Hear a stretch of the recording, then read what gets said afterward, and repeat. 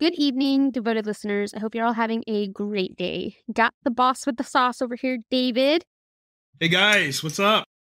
Who has emerged from his rabbit hole in order to join us tonight. How deep in there were you? Pretty deep. Oh gosh, Pretty okay.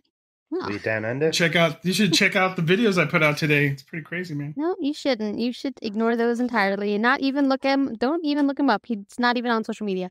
Anyway, we have a really great, exciting collaboration for this. I wanted to give a good old warm 1-0 welcome to Brandon and Zach, our very eclectic hosts of I Came With Fire podcast. Welcome. Good day. Good day, mate. Yeah. Yo. Absolutely. Guys, thank you for being here, guys. Yes. Of course. Thank you for having us. Yes. This is the first podcast we've been guests on. Yeah. Really? That's how you know when you make it big. Yes, you popped our cherry. Thank you. I'm so honored. Oh my goodness. Yeah, Now I can tell everyone we've been with an Australian. That's right. On cue. Before we get too much into things, tell us a little bit about I Came With Fire. Whose idea was it to start the show? What inspired you? You have the floor. Well, so Zach actually was not an original from the podcast. So the podcast was an idea that me and another guy came up with a year ago yesterday, actually. Mm-hmm. And then long story short, because he's really not worth talking about, I did probably about 90% of the work. And then one day he tried stealing all my IP. And then, that ended that relationship. And then I asked my good buddy, Zach, who I have known for quite a while. And I know that is you. He's sitting right there. And who is not a thief and not a piece of shit. From that point on, we changed the name. And I think Zach, did we collaborate on the name, Zach? I don't even remember, dude. We were kind of like talking a little bit about it. There was the idea of like Prometheus and stuff. You came up with it, but we did talk a little bit about it. Yeah. Right. Okay. Yeah. But that's like the name behind it is because Prometheus stole fire, and then brought it down to humanity, which is, totally the allegory about knowledge and mankind. And that's kind of been our MO. He did get fucked, and not in a good way. Yeah. Damn. Forever eaten by a bird. Pretty tragic. Yeah. Right. Mm-hmm. That's the part of the allegory about why we're shadow banned on Instagram. So. Mm-hmm. So that comes in. Yeah. That makes sense. That's really cool that you have a lot of really powerful meaning behind the name, and it's not just something you whipped out of your ass, David. That's really impressive. Yes, very impressive. Very impressive. We had to come up with a strong name like that to mask the fact that both Zach and I have an IQ of 50, and that's combined. So yep. Okay, well, that's 49 more than some other people's. That's not true. Touche. So tell us, for those who have not checked you out yet, what would you suggest they start? Are you like someone to start from the beginning and hear the whole catalog, or do you like someone to hear the first Luke Caverns episode? Ooh, okay. Good choice. First Luke Caverns episode. Okay. Yeah. That is a good one. It is really good. Yeah, man. I would tell it is really good. Yeah, Luke's awesome. I think I would go back and tell people to start with the one with Chief Rob Gutierrez. That's the one I would tell people to go start with, because that one's one of my favorites for sure. I dig it. Yeah, he's an Air Force Cross recipient. So.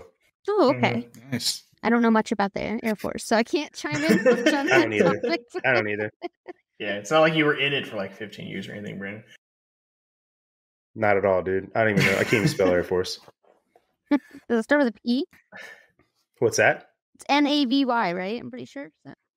No, that actually is an acronym for Never Again Volunteer Yourself. Yeah, which everyone in the Navy doesn't want to do anymore.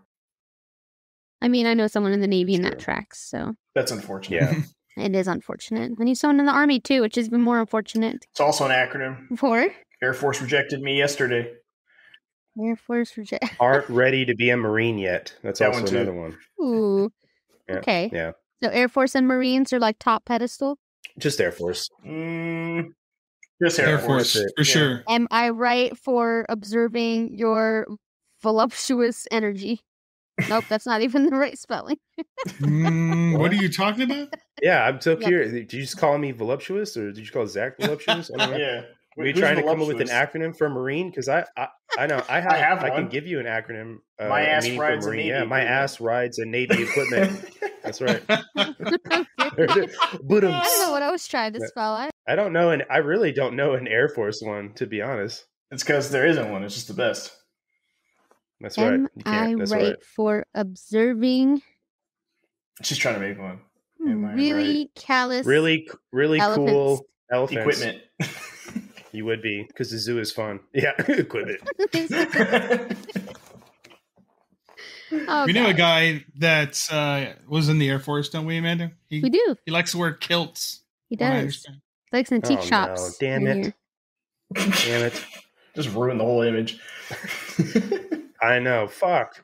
You got to edit that out, right? No, that gets 86. That's going in. He's like, it's not actually a kilt. The skirt. It's more like a skirt. The battle dress. Yeah, battle dress. That sounds much better. It's much less lame than a kilt. If he's carrying a claymore, then it's all right. Okay. As in the so there's levels to the cringe that we can accomplish. There is, yeah. There's like a whole fashion style for violent underwear. I don't own any violent underwear. Are you saying that based on your observations, or just breeze right past this? Anyway, so I know for a fact you guys are on Apple Podcasts, because that's where I catch you guys on. Are you on all podcast platforms? So we're on Google, Spotify, Rumble, YouTube, and Apple. And then I guess you could go to like the RSS feed as well. Oh, okay, so just about. So anywhere you get your podcasts, you can find these guys. Basically. So anyone tuning in who hasn't heard them before, I highly recommend you go check them out. Now we're going to play our fave, which you may or may not have been expecting. We're going to do some red flag, green flag with you guys. So everyone knows the premise of the game. A green flag is a positive attribute, something that someone who doesn't know you would view in a positive light. A red flag is like, those kind of things, you know? Everyone knows what that noise means, right? Yeah. Yes. Definitely. Who wants to go first? For your flag. I think Zach should go first, just because he's probably got less red flags. So you could jump to one easier. So it's I'm giving you an attribute, like a good thing from me and a bad thing from me. Yeah, it could be anything. It doesn't have to be super deep. Right. I mean, you could be like, I put relish in between my toes or something. And then you can show her. She loves that stuff. I don't mess with the dogs. She would relish it. That's a great idea. I would not relish the opportunity. You totally would. I guess my flags could be the same. My flag is both green and red. So it's one thing, and it's both green and red. Brown. No. I am like a super clean freak, which is, I guess, a green flag because I keep everything really nice and tidy. But it's also a red flag for like people who don't know me well because if you're not clean or you're not doing things the right way, I get upset with you. Are you like aggressive with like a coaster? I actually have a coaster for my water. No. It was so on the nose. Right. It was. Zach, can I tell a story about you and your cleanliness? Go ahead. Shoot. I'm excited for this. You just say it whether he agrees or not. I want to hear this. True. Yeah, that's a good point. Fuck it. So Zach is a big proponent of sending Snapchats. And one day I get a snap from Zach, and it's him, and it's just a picture of his pantry, and then a video afterwards, and he's like, "Oh, my wife is out of town, and so now I can finally clean out the fucking pantry, and there's shit in here that's been expired for 5 years." And he's like, "This is so cathartic. Oh my God." And I was like, "Oh my God, dude, like that's crazy." This Zach just waited for the house to be empty so he could go full fucking ham. Probably not even wearing pants, just in there cleaning out the pantry. Full chub. Right? That's Why right. didn't you answer your phone? I was with the pantry. Yeah. Pantsless pantry cleaning. It is. How long did that take you, Zach? Oh, I am super proficient. Like 20 minutes. I think from the first snap to the last snap, 20 minutes. Would you now consider it an edible pantry? Yeah, at the time, but my wife came back and then some time. Brought more stuff. Yeah, brought more 5. They always come back, don't they? They always come back. Not every time, right, Zach? Not every time. It's true. Maybe if you stop throwing away all the food, Zach, she'd stick around. Nah, she sticks around because the whole house is clean. She doesn't got to do too much. I'm like a house husband. It's pretty nice. Sounds appealing. Yeah. You know what? I don't know that was a red flag, though. I think that's still a green flag. I agree. That was more in the green flag camp. Yeah, I mean, you're gonna have to give up a red one, man. Perspective, if every time I left the house I had to worry about Zach rummaging through my perishables, I'd probably consider that like beige at best. But you go off. Okay. I mean, yes. But you're welcome to come up with another flag. Another red one, buddy. More flags. I can't really. Like maybe my red flag is I can't think of any red flags because I'm too egotistical. I don't know. Maybe I'm just like too into myself. Well, if that were true, then you would consider that a green flag because you would think being into yourself was shit. Dang, you're just like, damn, Zach dude. is stuck in like a fucking time loop, dude. He can't get out of this. Like, all right.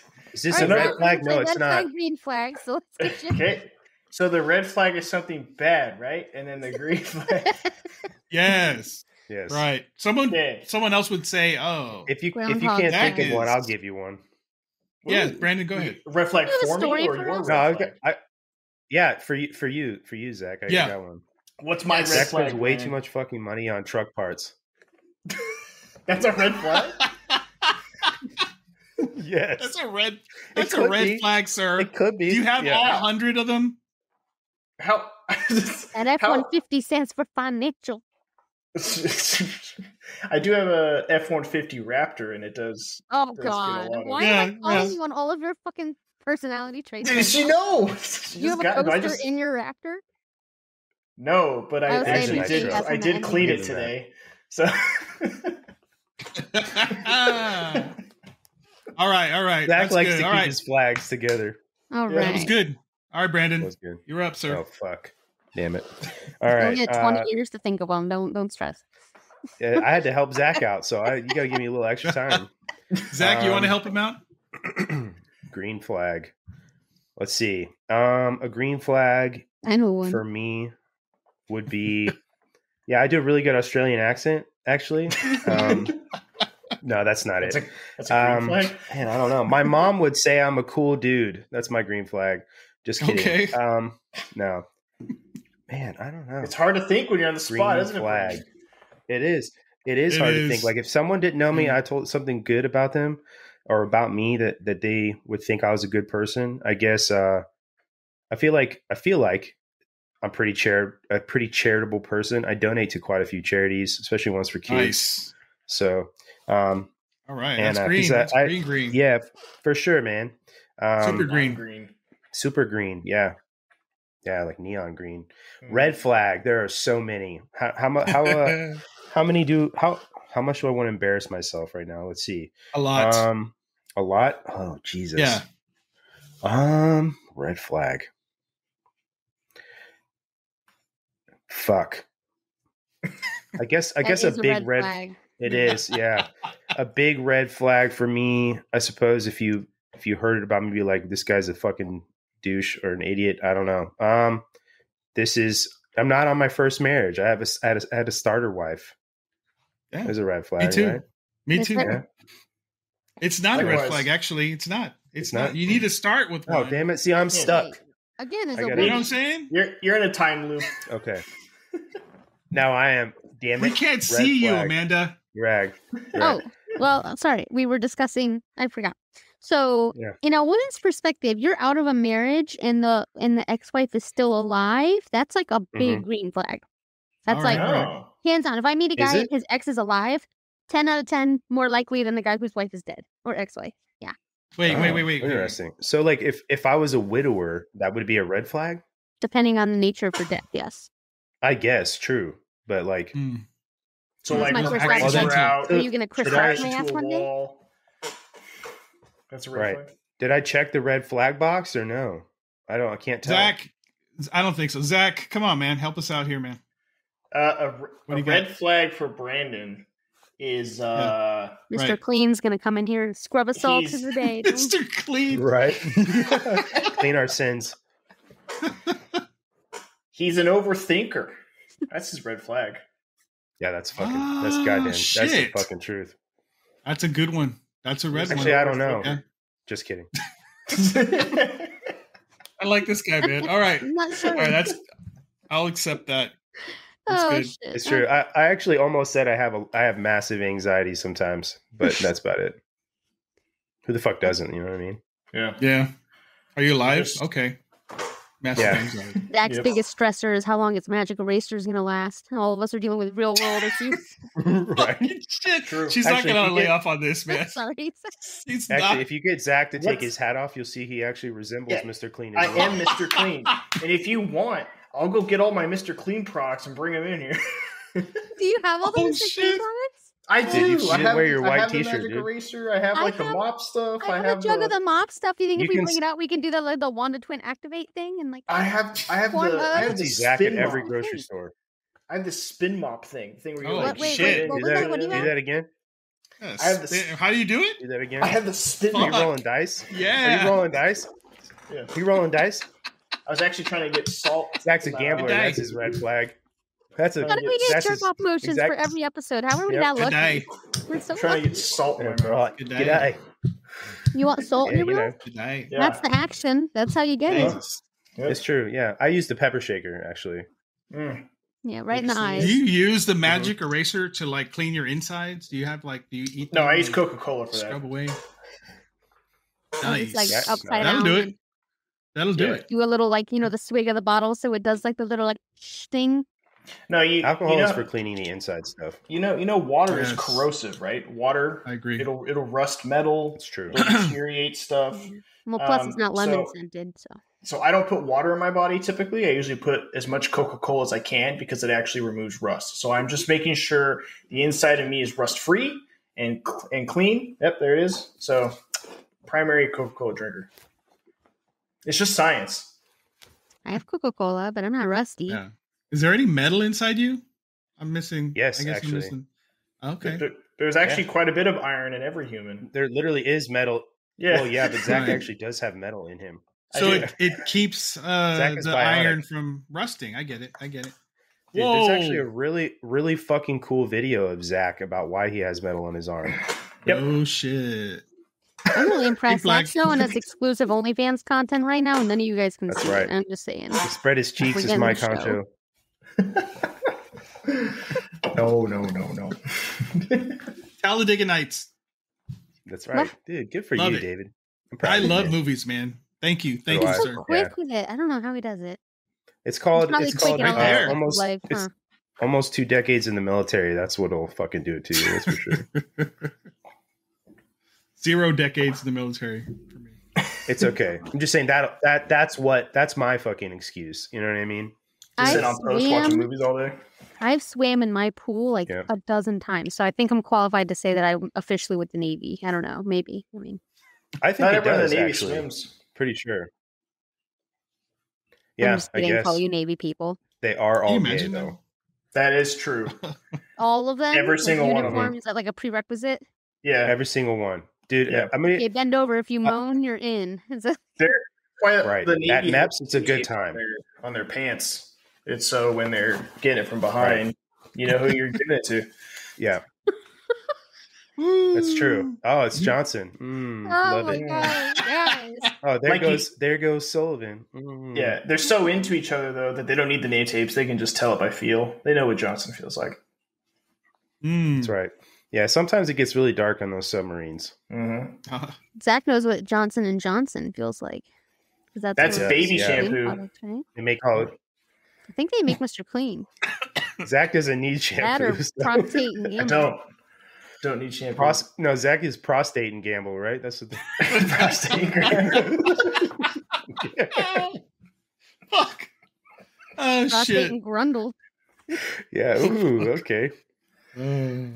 That's good old Zach. He's like, that's Good not old what the Zach. broom Sorry, is used Zach. for. This wasn't what this was supposed to be. So the brooms were what? Safety check. Could have fooled me. Oh man. Yeah, you Well, know. those are. I think we got our flags. Was that Yeah, we got 'em. adequate? We think. Was I there think all the bad Absolutely, jokes are red absolutely. flags. Yeah. I just can't imagine, or I never thought I'd ever see a man get excited about a spin mop. He was really Dude. excited about that. I mean, mop. I would get love excited about cleaning. a spin mop soon. I don't know how to explain it. Like I cleaned. You're so a better much. man than me, Like- sir. He's like Dexter. I am Dexter, actually. Yeah, it's a good What segue is your for you side collection? to gore. It is. We can't tell you that. Oh, I have to be a police officer, chase you down at the end of a boat ramp first. Mm-hmm. No, it's not going to work. Our Because then non-Dexter Watcher friends are probably real lost right now. I'll frame you Yes. for being Love the Dexter though. It was great. Bay Harbor Butcher. Yeah, early Dexter. Yeah. Early Dexter was best. I heard it came back, but I haven't got to see the most recent. They brought it back for a I haven't season. either. Yeah. They brought it back did? for Oh one. shit! Yeah. Yeah, they brought it back for one season, and it was only brought back to actually close it off. It's actually really good. I'm I glad. recommend The watching way it. they ended That's what I it heard. was Okay. Close the loop. My favorite season was with I think it was the third season with John Lithgow. John, let's go. Mm-hmm. Fuck yeah, Yeah, man, that yeah. was the best. I think one of the top seasons of TV, possibly. I agree because they like really explained why Dexter was the way he was, and Yeah. that one because he had if I remember right, and correct me if I'm wrong, David, he had a bunch of like super big issues like come out, and he had to figure them out in order to get over the hump and beat John Lithgow or whatever Yep. at his own game. Yeah, It like Yes, evolved sir. him. the Absolutely hero right. arc of the serial killers. Anyway. Back to the actual Back to podcast. the content. So Yeah. we have a heck of a show. We've got some gnarly stuff. We're going to butter you guys up first with a couple segments. So first and foremost, before we delve into the fun stuff, I have a couple little disclaimers and shout outs. If you are not already on our Instagram and social media, you should be. We have a little presidential campaign thing going between some of our friends over on Instagram that run other podcasts. Namely, Scott with Beyond the Shadows, Rachel of Like Mother Like Murder, Natasha with Cryptids, Creeps, and Conspiracies. They've all came forward and are competing against us campaigning.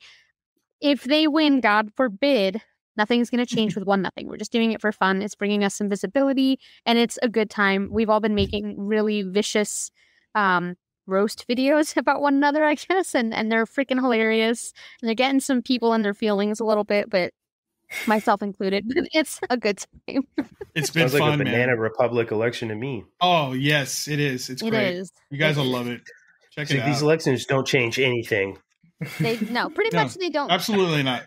But it's Not a fun, thing. and we're all getting involved, and it's bringing us some visibility on all counts, and there's some really great podcasts that are participating in it, so you should definitely hop over. The most of it's happening on Instagram. We're posting a little bit of it on TikTok, but if you want to see the full stuff, you got to follow One Nothing Podcast, and you got to follow David from Down the Rabbit Hole. He also has subscriptions. Shout out, go do that too, because super cheap, super fun, good people in there.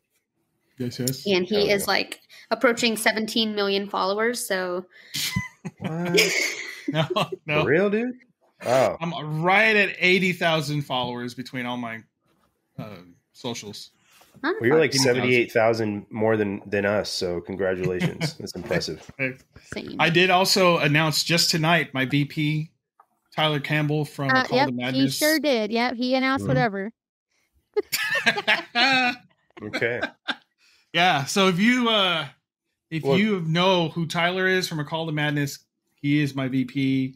He is amazing. He came out and he just slashed all these people. It's wonderful. And I released that video just hours ago, and it's already generating a lot of views and likes and whatnot. What we're trying to say Okay. is it's a good time. So come check it It's out. great. Don't make any, brash judgments based on this 2 seconds of Right. David advocating. But it's good. It's a fun time. So definitely join in over there.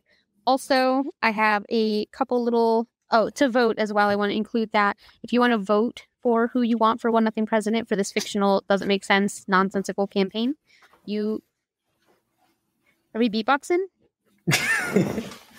If you want to vote Good day. for me or Amanda or David or Scott, I am Amanda, but I can't vote. I can't rap. So if you want to vote, you have to go and leave a review, a rating. You got to vote and write in your comment who you vote for. That's it. Right. So there's our 2 When I seconds. spit verbs. When I verbs, shit, I nouns, shit turds. adjectives. Oh, I'm not shitting any birds, but that sounds like you might want to go to the hospital, Brandon. I was just Birds aren't rapping. real. You know, ICU No, is looking for you. if it flies, it spies. Does. Next, I wanted to give Mika, our good friend Camille, a shout out. She is a devoted listener and my ex-coworker who I miss very much. And I slaughtered her mispronunciation of her username when we were reading her question of the week last week, and she messaged me about it. It was like, bitch, in a nice way. But I felt bad, so I wanted to give her a shout out and say thank you for listening. Thank you for being my friend. I miss you so much at work. Work is very lame without you. Also, despite my better judgment, I want to give a shout out to Kevin with Where the Weird Ones Are. Although he can't really figure out how to leave his answer for question of the week in the right place, but we do adore him. He has a wonderful podcast, and everyone should go check that out. He's interviewed tons of really cool people. He has, if you have any kind of like story about the paranormal, extraterrestrial in nature, or whatever, hit him up. He's always looking for guests. He does a really great job of getting their story out there, making them feel heard. So thank you, Kevin. That's Where the Weird Ones Are. You can find him as well everywhere you get podcasts. Sweet. Lastly, before we get to the fun, we have been doing some fun stuff on TikTok, holding lives and just doing some fun. So we have been decorating our microphone with people's usernames who have been interacting and joining us. I'm going to pick a couple at random. If you hear your name called, go ahead and send us a DM from your account on TikTok with the same name. We're going to send you a goodie bag. So I have Silas Marner, Nicholas Haley, X-Line Chase, Amaya, spelled Amiyah. That's not his name, no. And Tim Gates. If you guys hear your name called, please. That's his real name. Holy shit. Yeah. Cousin to Bill Gates. Yep. I don't know, actually, that to be true. Who knows what's in the goodie bag, guys? Yeah, Could be anything. Knows? So give us a shout. And I would love, Dayvid has the hookup on that. So maybe some kidneys, you know? Yeah. What you need. I also feel like we might have a sponsor here from Mr. Clean. So if you want some magic erasers, absolutely. I'm sure Zach can make that happen for you. He's probably I can. A warehouse of that in the back. That's a great sponsor idea, guys. For real. Yeah. We're going to change the name of the podcast. I Came with Magic Erasers. I came with Mr. Clean. We're cleaning up the competition. You know what I mean? I came with a spin mop. That's real good. That is real good. First episode titled Clorox. Oh, shit. I love this. Second episode, Brillo Pad. That's right. Sham. Wow. Sometimes I call Zach. That's right. Oh. I call Zach Lysol sometimes just because. Oh, God. Pine Sol, baby. That's the power of Pine Sol, baby. If your like nostrils are like on fire, you're not using enough Pine Sol. I'm not a wait. I'm gonna. No. Simple Green, Zach. It's Simple Green. Yeah. I'm gonna ask you a question. That's what the government buys. And based on your answers, I'm going to either judge you heavily or accept you without question. Just judge me. Okay, if you judge me heavily, I'm clicking the leave studio button. So okay. Brandon, how do you feel about completing this? No, what are your thoughts on Fabuloso? No. Shit. You don't like it? Nope. Okay, Fabulo, no. You're on the right. Yes. Fabulo, no. Not Fabuloso, no. If it's and why is that, Zach? Do you know? I don't know why. It just looks weird. And every time I see it on the aisle, like I don't feel like I'm going to get clean properly because it doesn't say Mr. Clean on it. So I just move on. Got it. He's like, I don't use products that are in Spanish. Yeah. I don't need no Spanish products. It's America. I don't use Spanish product. That's what he said. I'm grabbing the product that looks like me. My girlfriend hates it too. You've smelled it, right? It smells terrible. What's it smell like? Could you explain to me the scent so I can smell it? Like Mr. Clean drank his own product and then pissed it out. It smells like I look. It smells like you look, David? Yeah. It smells like Brute cologne. Delicious. Smells like rabbits. Mm-hmm. Dracker Noir? I don't get it. Hey, I used to use that in the day, man. It's pretty good stuff. Me too, bro. It's like they call me Axe body spray. That's how I showered in high school. I like to smell good, you know. Yeah. Dracar Noir is like the cologne that every 7th grader gets in his stocking at Christmas. They're like, oh yeah, my first Santa cologne. Knows what to smell like. Zach got Clorox, right? You think the bitches are swooning, but really they're just suffocating when you walk past and passing out. Actually, dude, I think Dracar Noir doesn't smell that bad. Well, I mean, for a 7th grader that probably wears it like bathwater. That's a good point. Yeah, you don't need a shower. You just put that on. You're good to go. Yeah. Don't take this advice to heart, young boys listening. 2 sprays. Take a shower. At the most. Yeah, man. Let's get that Axe body spray shower. Axe chocolate. There you go. I live in a condo, and I have a neighbor. The neighbor lives upstairs, and every time he goes downstairs, we smell his cologne, and it's very strong. Very strong. I don't want to say something to get me canceled. I had a question, and I changed my mind. Go ahead, ask it. Yeah. No, I was just gonna say, is he like either Puerto Rican or Pakistani? Like, because that's kind of like what happened. He's Hispanic. I think he might be Puerto Rican. You know? Yeah. It's true. Are you sure it's his cologne? He could be haunted by some man who has absolutely every time he comes down. And when we go, because we share the building, right? There's 4 units in the building, and when I take the dogs out, they start barking immediately because they smell it and they don't like him. They hate him. Ooh, that's not good stuff. But it's strong, dude. The smell is strong. It's strong with him. Yeah. It's like the force strong. Force strong with him. I hope he doesn't listen. He's not teen. He's very, very old. Yes, it was in the 80s, right? Yep. That's where they got the name for that song, because Dave Grohl wrote on the wall to tease Kurt. So Dave smells like, or Kurt smells like Teen Spirit. That's hilarious. Yeah. Yep. There you go. There's my red flag. Useless useless information. That's another green flag, Brandon. I don't think it's useless at all. I love it. Yeah, I love it. What was the profit margin for Draco Noir in 2018? Let's really delve into this. Yeah, Brandon, what was it? Profit margin? I'm going to go with P&L. In which country? Puerto Rico? 100%. Ecuador. Make it fancy. Right? Yeah. Did you say that one more time? Did you say Dior? Ecuador. Oh, Ecuador. Ecuador. Oh, man. Ecuador, yeah. It's a new cologne. Ecuador, man. I'm going to go with, I don't know, man. What do they turn, like a $500,000 profit? I have no idea. Are you like actually looking it up? Is this a real question? Am I being timed? Yes, you can call a family member if you'd like. You have 25. That's your final answer. I'm going to call Zach. Zach. Your call is very important to us. Please stay on the line and we'll be with you shortly. Fuck. He's probably cleaning. He's got to do a callback list. He's in the pantry right now. Press 2. Right. He's in the pantry. Yeah, right. For Espanol. Why does that sound sort of erotic? All right. Para Espanol, marque dos. Oh, you're so good at that. Is it like all accents you're real good at, or what's the dealio? I don't know. Just come. I'm actually like 7 different people in one. So well, one of them's Australian, so we know we like that one at least. Yeah, it's not wrong, mate. Not wrong at all. So I had I'm actually Steve Irwin. Oh gosh, don't even. We'll have to shut the whole thing down. Dude, he's the only celebrity I actually got upset about that died. Oh my gosh. Yeah, all right. Traumatic. Oh, really? Go ahead, Amanda. It was when he died and everything. It was so sad. It's like, yeah, dude. Rock to the earth. Mm-hmm. Stingrays know what they did. Good guy. Rock. I hate all of them. Fucking stingrays. I know, if I ever man. see one in the ocean, I'm just killing it immediately. Me too. Yep. On site. You just go out there daily. He already does it. You know what you did. It is, dude.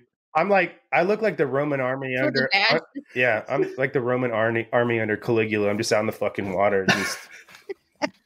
That's what all the patches in the background are for. They're milestones when he kills so many stingrays. They give him a patch. The Great Stingray Wars of 2006. Fucking them up, dude. Oh gosh. Manta rays are all right though. Manta rays are cool. cool. Manta rays. We're cool. Yeah. No, we'll give you a nice. Did I send you a video about that today, Amanda? I did, right? Yeah, you did. Was it a manta ray? I'm pretty sure a manta ray and like the other one. The other was a whale shark. Sent some cool ocean videos to me. I appreciate those. Yeah. Whale sharks. So we had a kind of a tricky question of the week, I think, from last week because we didn't get as many answers as I was thinking, despite pushing like a drug dealer. But it's okay. We got some. Before we launch into the ones that we got, I want you guys to tell your answers. So let's go around and share. What was the craziest thing you've ever caught on camera? I'll go first so these guys can get some time to. I'm a courier, so I do a lot of driving. And I have a dash cam. So there's this one time I was driving, and I swear this motorcycle, I don't even know what kind of motorcycle, just zoomed right by me. I mean, super fast. He was going at least 110, 120 miles an hour and weaving through traffic. he disappeared. Maybe it was like 2 minutes. He was gone. And then I came up to him again, but this time his motorcycle was in the middle of the road on fire. Oh, just damn. blown the fuck up. And there were people stopped all around. You know, I guess he survived. And they were trying to help him. But it was crazy. I got that on my dash cam. That was pretty Damn. cool. Damn, Daniel. It's pretty good. Damn, Daniel. Go ahead, Zach. Craziest thing caught on camera. It would be actually at our last, Brandon's and my last deployed location we were at together in 2019. I got a video of a baboon wanking it. He was sitting at the end. That's right. Yeah. He was sitting on the hood of our Humvee. I was sitting on the tower. Just monkeying around, you know. And he was down there just, you know, stressed out. Just monkeying around. He's down there like, this guy looks like Mr. Clean. Oh. He was using a spin mop. Right, Zach? Yeah. The man was having a good time, or the baboon was having a good time. Yeah. You can't blame him. Nah, man. We're just nice capture. And primates. Nice capture. Yeah. All right, Brandon, I expect your answer to be like, well, I was just sitting there wanking off and some guy came up with the cameras. Yeah, they confused me with a baboon, a lower primate. He looked like Mr. Clean. Damn it. Yeah, Mr. Clean was filming me. That's okay, because like right after that, he just used his magic eraser and the Humvee was good to go. But so I actually saw your question on Instagram right before we came on, and I replied. Nice. So I'm going to use the answer that I put on there. And what I said is I captured a possessed priest's nest, and I put nest in parentheses, or not parentheses, but quotations, because I don't know what else to call it. Whoa. But I can tell you the story, and I'll send you guys the pictures too, because they're still on my phone. Please. But long story short, had to breach somebody's door and went in after this guy. And he was living in like a nest in the basement surrounded by cardboard boxes. And he was an Air Force priest, Army priest. And he'd written all this crazy, creepy shit, drawn like faces of demons and stuff on these boxes. And was like had scripture ripped out and had written on it. And he was just in his fucking like whitey tidies being fucking nuts with us. But we had to drag him through like the side of the door essentially to get him out before going in. And it was kind of funny because when we all went in there, no one turned the lights on. So we just had our flashlights on. So for a good like 5 minutes, it was just mega creepy because of all the fucking scary writing and shit. And someone like turned the lights on and everybody was like, oh man, why didn't we do that before? And we were like, probably because it just fucking kept with the vibe. But I could send you the pictures, but that was like definitely the craziest thing because I really do think he was fucking like possessed or some shit. It was pretty nuts. Jeez. That's a short and condensed version of the story. It's pretty fucking crazy. That's by far one of them. I saw that and I wasn't going to question it because I knew I was going to ask you, but that is a hell of a capture. Yeah, if you want the pictures, I'll send it to you. You can put them up. Yeah, that'd be tight. Would appreciate that. You know. Yeah. Did he look possessed? Was he possessed, or do you think it was just nuts? So no, like he was. I don't think he was nuts. So basically, what had happened is he had been AWOL for almost a month and a half, and no one knew where he was. And then the landlord watched somebody like walking around the house and at night, and they realized that it was him, and he just was wearing a headlamp and his underwear. And they watched him do it for like fucking, I don't know, a week before deciding to call somebody. And when we got there, it basically just yelling a bunch of really weird stuff. A lot of it sounded like scripture. I couldn't really tell you if it was. And just the way he was like super mega sweaty, even though it was definitely cold as fuck in the house and it was cold outside. But you'd have to see some of the pictures because like definitely talking about like the like demonic faces coming at him and like they took his family and all kinds of shit. Not to like get all fucking weird and dark on your funny podcast, but yeah, that's what happened. Yeah, definitely. I love it. I love that stuff. Yeah, man. Yeah, Dayvid lives and breathes for that. So that's a great story. Mine is boring compared to that. I just caught a UFO on camera one time, and I've talked about that a little bit on a couple other shows. But yeah, I was able to. The recording sucked because I was driving. I was going like 75 miles an hour down the highway when I caught it, but I was able to get just one still that I screenshotted out of the video where you can see the saucer like clear as day. David's seen the photos.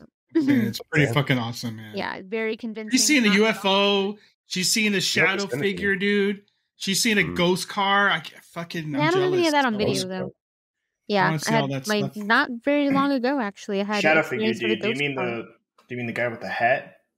The top hat? No, the it Hat didn't Man? have a hat. It was just not the Hat Man. Black shadow that walked down my old grandparents' haunted ass hallway.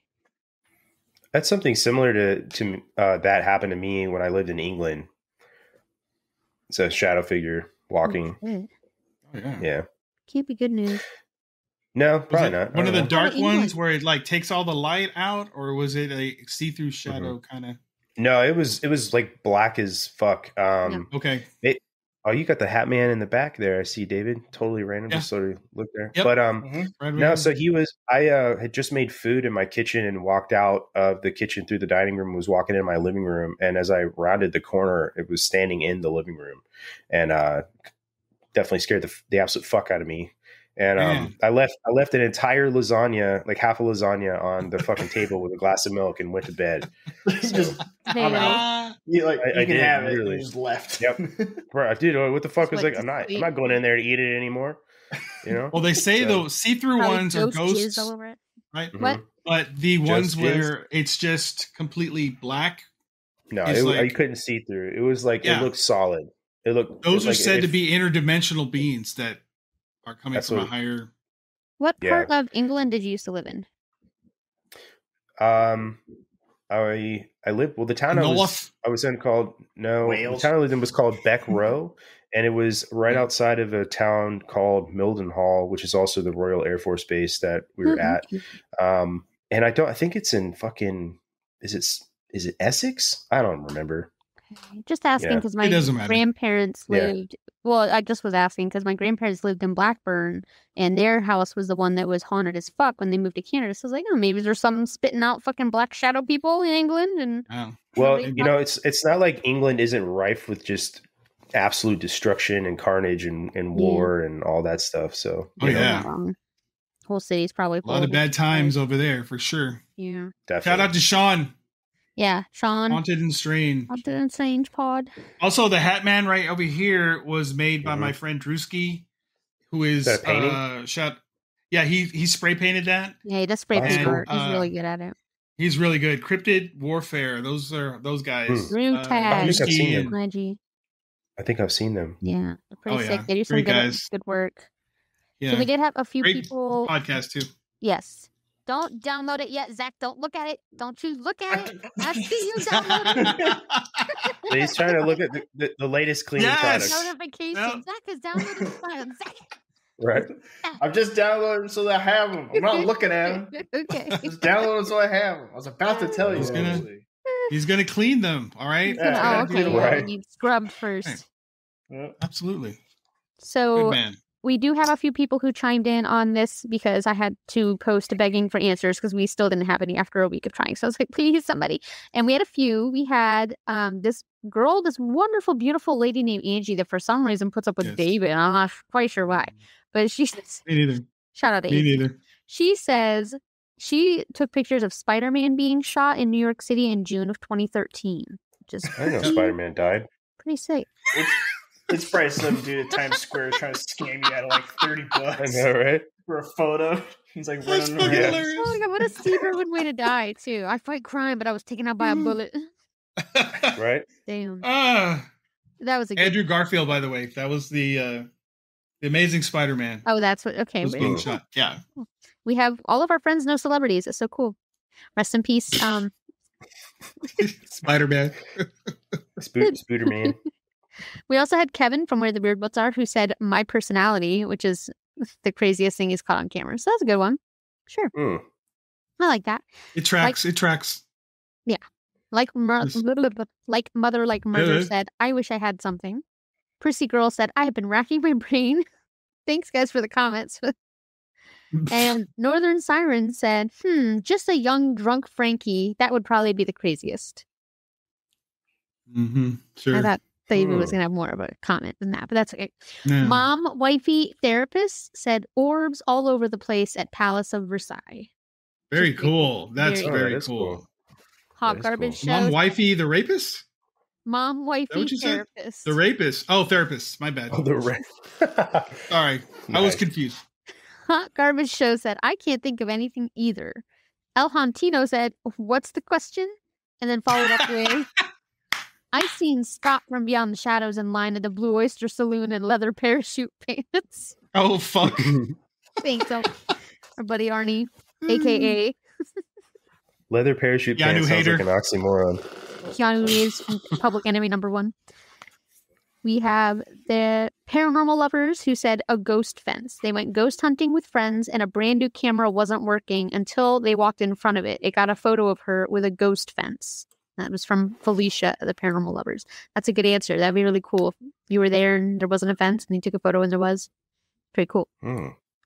Interesting. Yeah. Dude, there are fences in the afterlife.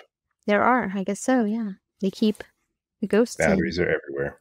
Everywhere. Even in the afterlife, you got old ghosts like, get off my lawn. Dude, what 3556 said a ghost at the Winchester Mansion. And then Arnie came back to follow up with that the craziest thing he actually caught on camera was a troll holding a deer's head on his lap, which are some fake creatures he caught in Casadega with, or the elemental photo he got with horns 5 foot away from him. So there's some pretty insane captions. Yeah. Wow, yeah. Those answers. That tracks. I like it. Yeah, we had one straggler here on the other one. Our good friend Stacy, our kitchen witch, said, my spirit hand video, which is also very good. So thank you guys for chiming in. Those are some awesome. The people who did answer, thank you. For people who commented you didn't have anything, I appreciate you all the same. At least they responded. Yes. Oh, and we had one person on Facebook said they caught a bad car crash on their dash cam. Everyone survived, but one person was ejected, and you can see it on my video. I'm going to need you to send that. And that was Rob Lavel on Facebook. Please send that over. Please send that, yes. Yeah, send it to Dayvid. Catapult. Yeah. Checked your seat. And he survived? That's what they said. Just said. I don't want to survive after that. Liam with Let's Talk About, he said, I'm going to have to think on this one. And he never replied. So where's your He never thought about it either. He's still thinking. Yeah, he's not thinking. Blocked. Bust it out. Do it. He's not thinking. He's drunk right now, I think. Bust it out. Bust it out? Oh! Like the monkey. Talking about this little thing right here? No, I wanted your Liam impression, but that's okay. It's high. Bust it out. Yeah, get it from Bust It Out? I was hoping. Billy's dead. There you go. There you go. He's dead. So we have a few episode teaser questions for our story today. My first question for you guys, what were your friends like in high school? Like what kind of scene or clique did you fit into? Assholes. Oh, you were like one of the Still are. dicks? Nothing's changed. Nothing's changed. Okay. So and Amanda's my best friend. Punching little friends and like stealing lunch money and stuff? Absolutely. That's right. So all of you were just bullies? I got lucky with the one. No, my group was I was in the Avril Lavigne group, Skater Boys. Oh, so we would have hung out. He was a skater boy. She said, "See you later." I said, "See you later." Yep. Yeah. I wasn't good enough for her. I was definitely in like the big parachute pants with the 800 black elastic bands on my wrists, cutting off circulation to my hands. Yep, that was me. That's always good. Yeah, I gotta see you in parachute pants. I was like thinking I was a punk rocker because I listened to Anti-Flag and the Bastards and stuff like that. Tiger Army. So yeah, I'm cool, man. My best friend had a mohawk. Yeah, you know. What were you gonna say, Zach? I was part of like the outcast, I guess, kids. Not the Naruto running ones, but the ones the like Naruto. not those ones. Oh fuck! Why did I know exactly who we were talking about? I was I didn't go to like the school dances, neither did my friend group. Like we didn't go to like any of the stuff. We like didn't hang out with anyone from school. We We were just kind of like We're nonconformists. Right? Yeah, show up, do the bare minimum, leave. I was the type of kid who didn't like do homework. I would only do tests because I would calculate that if I passed the test, I'd pass the class. So I would just do the test and get like an A and then not do anything else. Nice. Yeah. And his locker was Mormon, immaculate, Zach? man. Perfect time. It Mr. Clean. Is that like, because you were Mormon, Zach? No, it was not because I was Mormon. The power of Christ wasn't like blessing me with good grades. It does compel Cleaning you. his locker with holy water. Yeah. That was one immaculate locker. I'm telling you. It was. That's right. My school didn't have lockers. No, So- what the hell? That's bizarre. Where did you keep all your things? Oh shit! You had to bring them in your backpack. They didn't have lockers because they my thought gosh. that like kids would hide stuff in them. So How there many was school no shootings lockers. did you have? That's Zero. the whole point of lockers. Illegal. You had to carry all of your fucking books the whole time. Yeah, How's your back? it's pretty messed up, but not from Actually, Like school. a therapeutic looking chair there. You never grew past 5'5". It's true. That's the books were pulling it closer to the ground. 5'6" Yep. Gravity. to be exact. That 1 inch. Yeah, pass. with 66 heels on. inches, With which heels is on. also my pace count. 66 steps. That's pretty low. Like in a minute or like No, it's like how many steps it takes for you to walk, 100 meters, something like that. From Gondor to Minas Tirith, right, Zach? He knows. or like heel Give me. toe. Okay. Yep, There you go. 100 meters. No, not heel toe, just normal walking. Not with heels either. Right. Or toes, ideally. Yeah, So Oh, you want to see some toes? No, I don't. you want some? Oh, okay. No. Put those Hey, pinkies away. Put them. Sure. Put those. Woo! Put them away. Why is your sock so imprinted with your toes? You can see every vessel. The only thing not clean at Zach's house are those socks. I don't know why they kind of look like that. They just do. I clean them religiously. Maybe they're so clean that they are like starting to wear away. He's hiding Going to the other microfiber side. cloths on the inside so he can clean as he walks. Yep, Cool. You just gave an idea. I have nanobots. You just that gave an actually idea. just clean Good. underneath my clothes. So my second question for you guys, did you ever go to school with anyone who later became like a violent criminal or like a murderer or like did something really, really bad? Yes. You did? Interesting. Do tell. Yeah.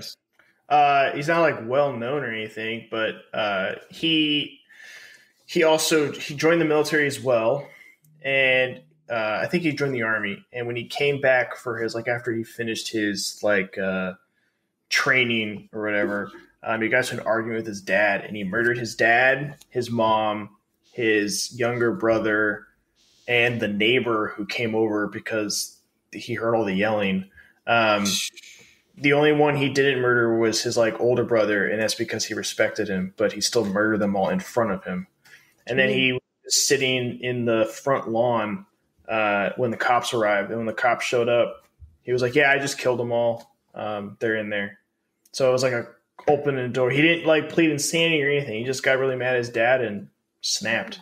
Did you ever get like a weird vibe of him when he was before all that happened? He was in the Naruto running club. Oh, okay, gotcha. So, yeah, we were definitely judging him. Okay. Yep. All right. Damn, You guys son. don't run like Naruto. What am I? It's that extra aerodynamicy gives you fucked up powers. Yeah. David, Good. Brandon, either of you ever have anyone like that you went to school with? Brandon? So I didn't go to school with anybody who did, but one of the guys I went to basic training with shot up a church in Texas. Holy And shit. that was a big one. It made the news. You guys probably remember it, but one of the Yes. churchgoers stood up and shot and killed him when he came in. But Man. that one actually changed a lot of things for the military too, because he was supposed to be registered as a felon, but they forgot to do that, which is good. Oh, And he was able to get a Safe. gun legally and go do that. So not in school, but at basic training. I remember that. pretty dark. David, you I got had any? I had to scrub a whole bunch of records because of that incident. I was Oh, I was part of But you Live enjoyed it because base- it's cleaning. Yeah, True. I was part of my toothbrush. base's reports analysis. I was the N2AC reports analysis. So I was in charge of like records and all that type of stuff. And they picked a couple of us and sent us all down to Lackland, and we had to go through literally every single record ever put into our system for the Air Force called SIFMIS at the time. From the day it was enacted until like that day until the day that we were currently at, whenever. And we had to go through and read every single report and make sure that it was filed appropriately. Shit. It was a 3-month TDY, a temporary duty assignment. And it was me and a team of like 30 people. And we were, it was 24/7. We had a 12-hour day shift and a 12-hour night shift. And we were just scrubbing records for 3 months straight. It was ridiculous. It was extremely boring. Time of your life. Oh, yeah. No, boring. Yeah. It was just giant Excel spreadsheets. It was ridiculous. Jeez. Well, that's very impressive. David, did you have a story of anyone like that? I never had anyone kill anybody from my class, but I did have a guy who became the guitarist for Nine Inch Nails when they toured. That's probably the same thing. Cool. Yeah. That's kind of cool, though. That is really cool. It's cool. I went to the same high school as LeBron James. Did you really? LeBron James? At the same time? LeBron James? No, but he went to Akron. A couple other famous people up there. I don't remember who went to that, but my brother Cameron loves LeBron James. He idolizes him, sees him as like a god. What a lame idol. Yeah. I make fun of him all the time. I know. He makes schools. How pathetic. Helping children. God, what an ick. Literally no one from those schools is literate at all. Like there's like a mass. No, dude, like that. No, they put a fucking, yeah, hold on. Holy shit. What's it called? LeBron cares, LeBron dreams, something like that. Yeah. I believe. I'm looking it up for you. LeBron dreams. LeBron dreams. Shit. Something short like that. No, they're like no one in the school essentially is like math literate and hasn't passed like the state exam in like 3 years or some shit. I'd have to look it up more. It's supposed to be for like disadvantaged youths, but I don't know if they're helping. Yeah, they're just disadvantaging them further. If I'm being honest, it's like the best intentions, but ass not outcomes. Executed well. That sucks. Yikes! You know what though? If Michael Jordan had schools, I bet those kids would pass. 100%. With Duncan colors. He's better. Because he's better. Cure cancer. Yep. That's right, man. Space travel. Yeah. Actually, Michael Jordan doesn't do it. The government need to change. Doing it. No, we need to change teams to win national championships. That's right. Yeah. It's true. Just make it obscure sports references. I'll shut the fuck up. He just wins. Just wins. I understand. Just wins. It's all right. All right, so back to our last question. I don't know what everyone's genre is for movies. What is your favorite like slasher movie or killer movie or anything along those lines? American Psycho. God damn it, that's what I was going to say. Patrick Bateman. That was a good one. You like Huey Lewis? That's a pretty good one, though. It is. It throws you for a loop at the end. I'm going to go... Oh my gosh, I don't know. I'm gonna consider like the old Halloween movies as slasher films. Yeah, maybe. Yeah. Let's look at Paul Allen's card again. Let's look at Paul Allen's card. Do you think that violent media has a role? Like, people say like, "Oh, children absorb this media and then they're influenced by it." Do you think there's any truth behind that? Do you think that's BS? I say yes, and I can give you an example. Oh, I don't know if I want you to give me one, though. No, give it. What are stories about? Give it. I don't know. Yeah. I was just going to say the whole Slender Man thing. No. Oh, the whole Slender Man thing. Yeah, there was those girls, those I think, in Wisconsin who said that they killed their friend because Slender Man. I remember they were young, too, like 11 or 12 or something like that. Right. It depends on the IQ of the person, I think. It's got to be, it's not going to affect someone who's Zach and I are prone someone to with a lower, more impressionable. It's probably going to have some effect. Trench coat mafia is the first thing that comes to mind. Yeah, those guys. I would argue that if people are going to commit heinous crimes, they'll always find an out when it becomes known, and they'll just pick something that kind of fits. I still think they would be wanting or would still commit a heinous crime to some degree, regardless if they had that media influence. Mm-hmm. Good point. I can see that. Valid. I do think that it desensitizes people, though. Yeah. Absolutely. Because I know for a fact that just by nature of watching films and TV as I've gotten older, just certain things that I know would have been like, wow, man, I don't really want to watch that. It doesn't really, I don't give a fuck anymore. So yeah, I don't you have you build a tolerance almost to that kind of stuff. Yeah, exactly. I get it. Yeah. I mean, I don't want to go and do anything like that, but it definitely doesn't register like it used to. And I feel like that desensitization, that like numbness comes with it, where you can it's no longer a part of reality. Maybe that could be a contributing factor. I don't know.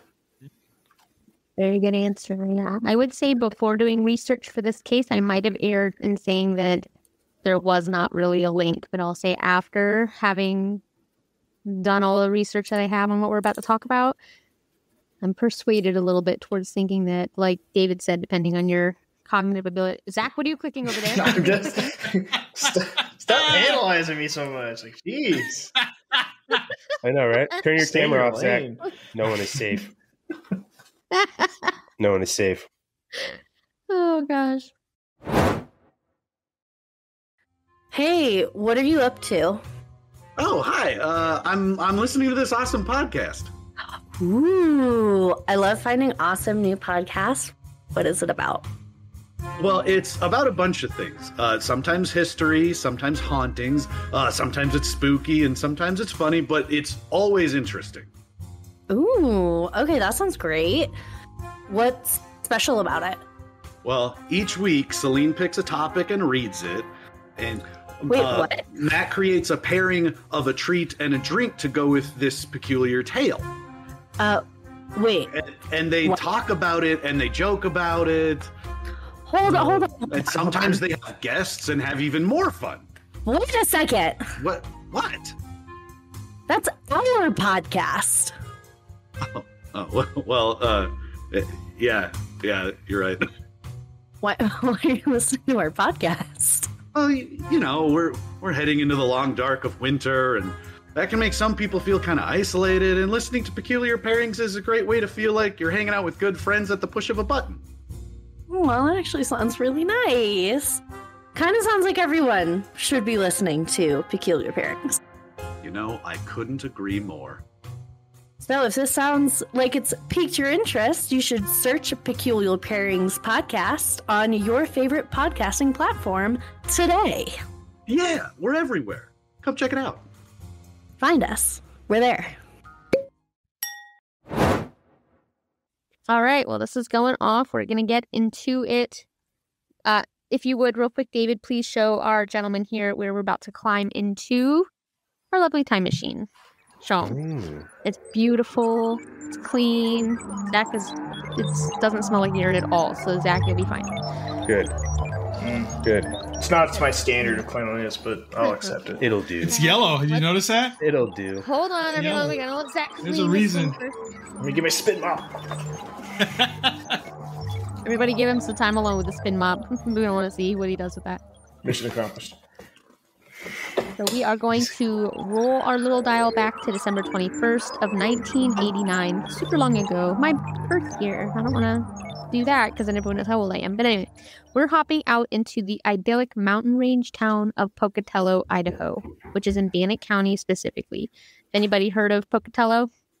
Nope. I've heard of Idaho. I have too. Congratulations. Idaho. So good. I'm glad. You're hip. Okay. Have you also heard of Idaho, David? Uh-huh. Yeah. What the fuck? Really excited. What's that? I'm a big fan of potatoes. He was spin mopping. We get Right? into it. Yeah. The spin on my mop is my favorite feature.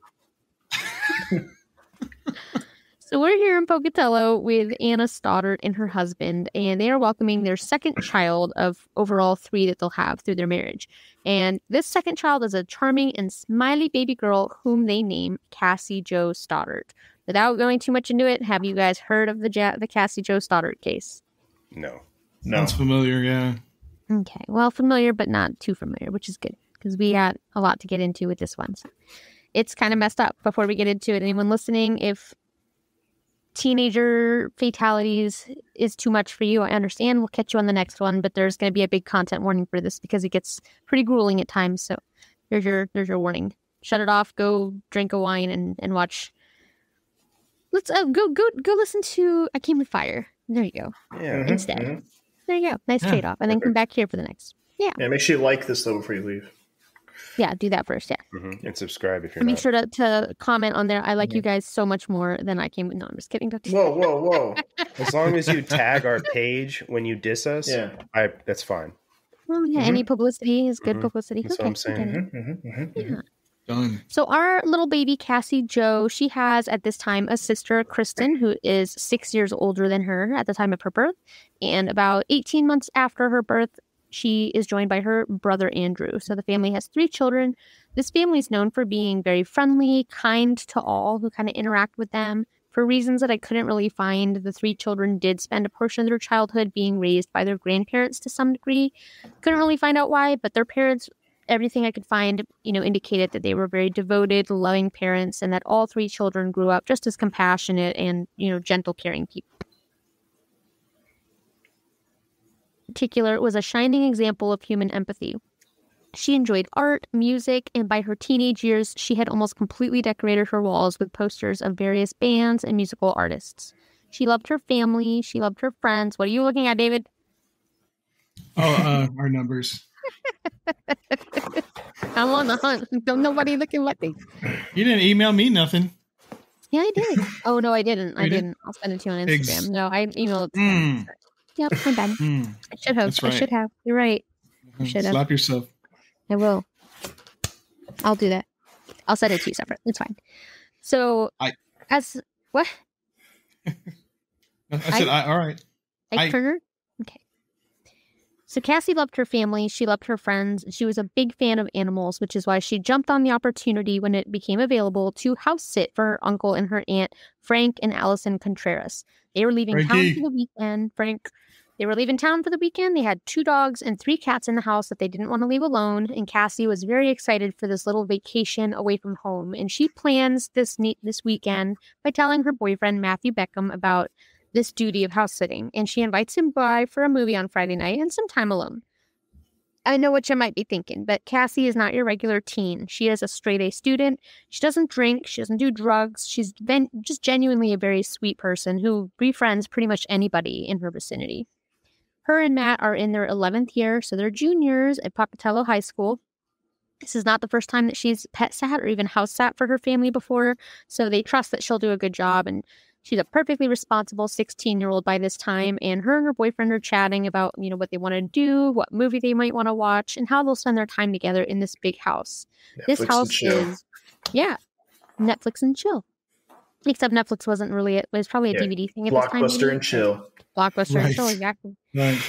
Supportive. And this house is a big house, kind of in a rural winding road area, and it's called Whispering Cliffs Drive. It's in the northeast part of Bannock County, and it is kind of in the middle of nowhere, so there's not really much out there by this house.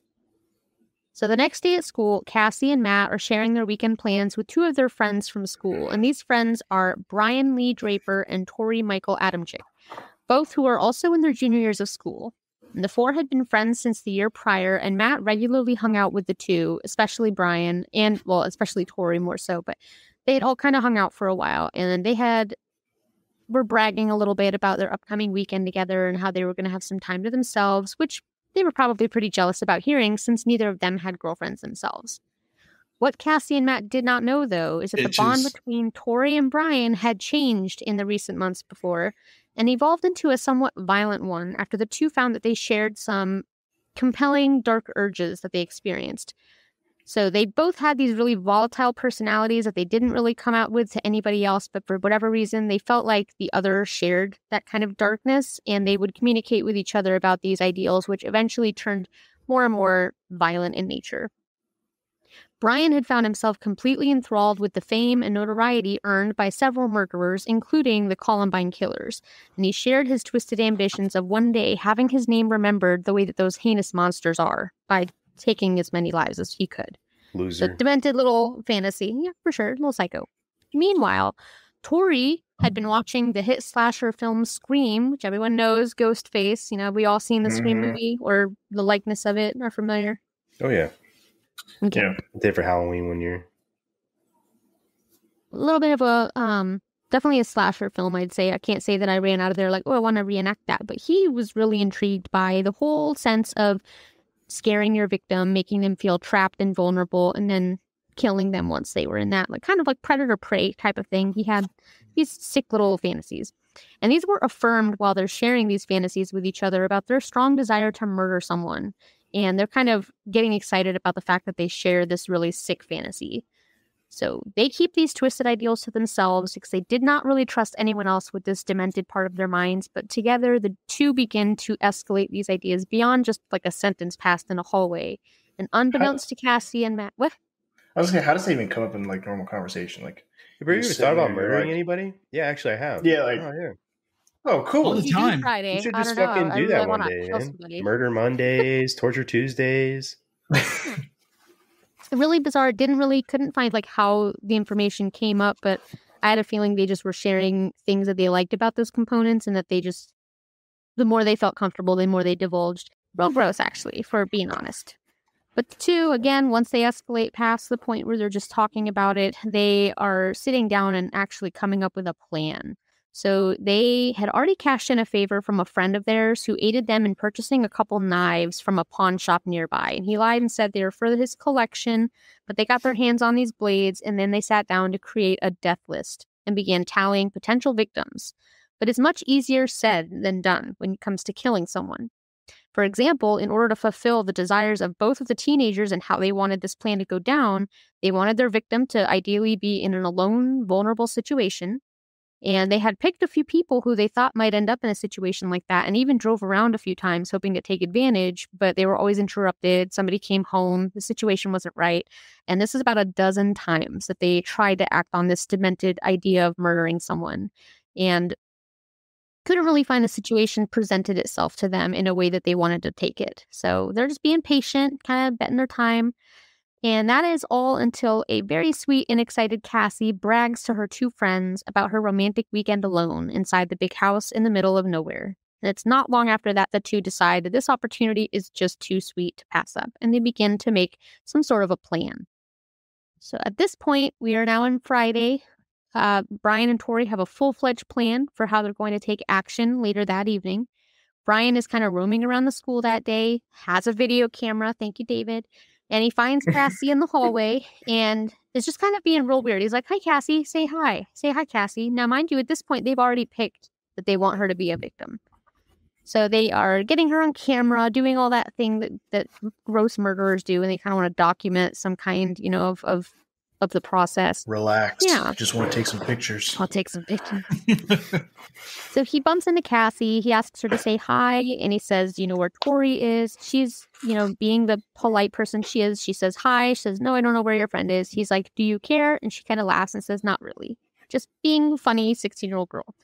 Brian moves on in search of his friend Tori. Later, after school, Brian and Tori are in the car talking over their plan, and at some point during this, they earn an invite to the movie night that Cassie and Matt are having. Cassie sends them the address of the home that is, again, in the middle of nowhere. It's not really near anything, and they have come prepared. They have a car full of random weapons, disguises, gloves, and the like. They decide this is the opportunity that they're going to use to begin their murderous rampage, and the two make this really twisted plan. Doesn't really make any sense. So their plan is they're going to go to this home, they're going to kill their friends, Cassie and Matt, and then move on to a couple other classmates and snuff their lives out in their homes before stealing some firearms from one of the homes and going on a shooting spree, potentially to their school if they could manage getting there Monday without being caught that long. Kind of big aspirations for a couple of psycho 11th graders, but go off, big plans. Yeah. So we're going to pause here. I did send you guys a couple images, so you're welcome to open those. Please don't open the videos yet. David, I'm sending you the images. There is I can open all the images. a couple pictures of Cassie. So the real pretty girl, 16, kind of looks how any of us would look. She's on her flip phone. Mind you, it's 2006. She's got her little beaded shell necklace that we all had, women at that age. Pretty girl. And then I'm going to send you, or I attached a photo of the house that she's staying in. So this is a really nice 2-story.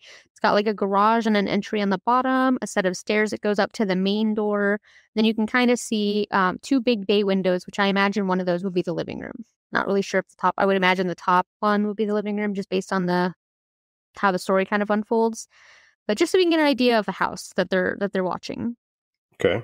And then of course I also sent you a photo of these 2 little psychopaths, Tori and Brian. So those are their demented little faces. So you can all see how psycho they look. Yeah. Well, what do you expect, you know? Dude, Brian's fucking neck is enormous. Yeah. You're not wrong. It's so funny because his fucking head is so small. Probably because he's got a little ass brain doing some shit like this. Wrong. It's weird about mugshots. His neck is wider than his head. Yeah, that's what I'm saying, dude. That is strange. That is strange. Yeah. And he's really... I was going to say, what's weird about mugshots is they like... It's always... These are taken like after the fact, and they always look so lifeless, especially after like a crazy crime. Mm-hmm. Like you can tell that they don't care. They're just like... Ugh. They look like perfect prison boyfriend material. Mm-hmm. I'm sure they were. Prison pockets. There you go. That's right, man. So we are skipping forward to that evening. So it's 6 p.m. now, Friday, September 22nd of 2006. Cassie is at her home, caring for the 5 pets that live there, and Matt shows up to begin their movie night. Again, this is right around 6 p.m. They hang out a little at first, probably making out as teenagers do, before they are interrupted with the arrival of Brian and Tori, probably sometime around 7 or 8, and they show up. Not really sure if they asked for it or if she offered it, but Cassie ends up giving them a full tour of the house, including the basement, the bedrooms, basically the whole layout of the house, and gives them the layout. Now, she doesn't know. As far as she knows, these are just her 2 schoolmates and friends, and more so her boyfriend's friends, so she doesn't really think anything of it. But Tori and Brian are making a full mental map of the innards of this house, and then all 4 of them go back upstairs, and they end up picking the movie Kill Bill Volume 2. And they pile onto the small brown chaise sofa in the living room and watch the movie. The 4 make it through most of the movie together, and then Tori announces kind of out of nowhere that he's going to go and hit up the local movie theater. He wants to go to Pocatello and watch a movie at the theater. And so, okay, not really that weird. Tori gets up. That's really weird. I mean...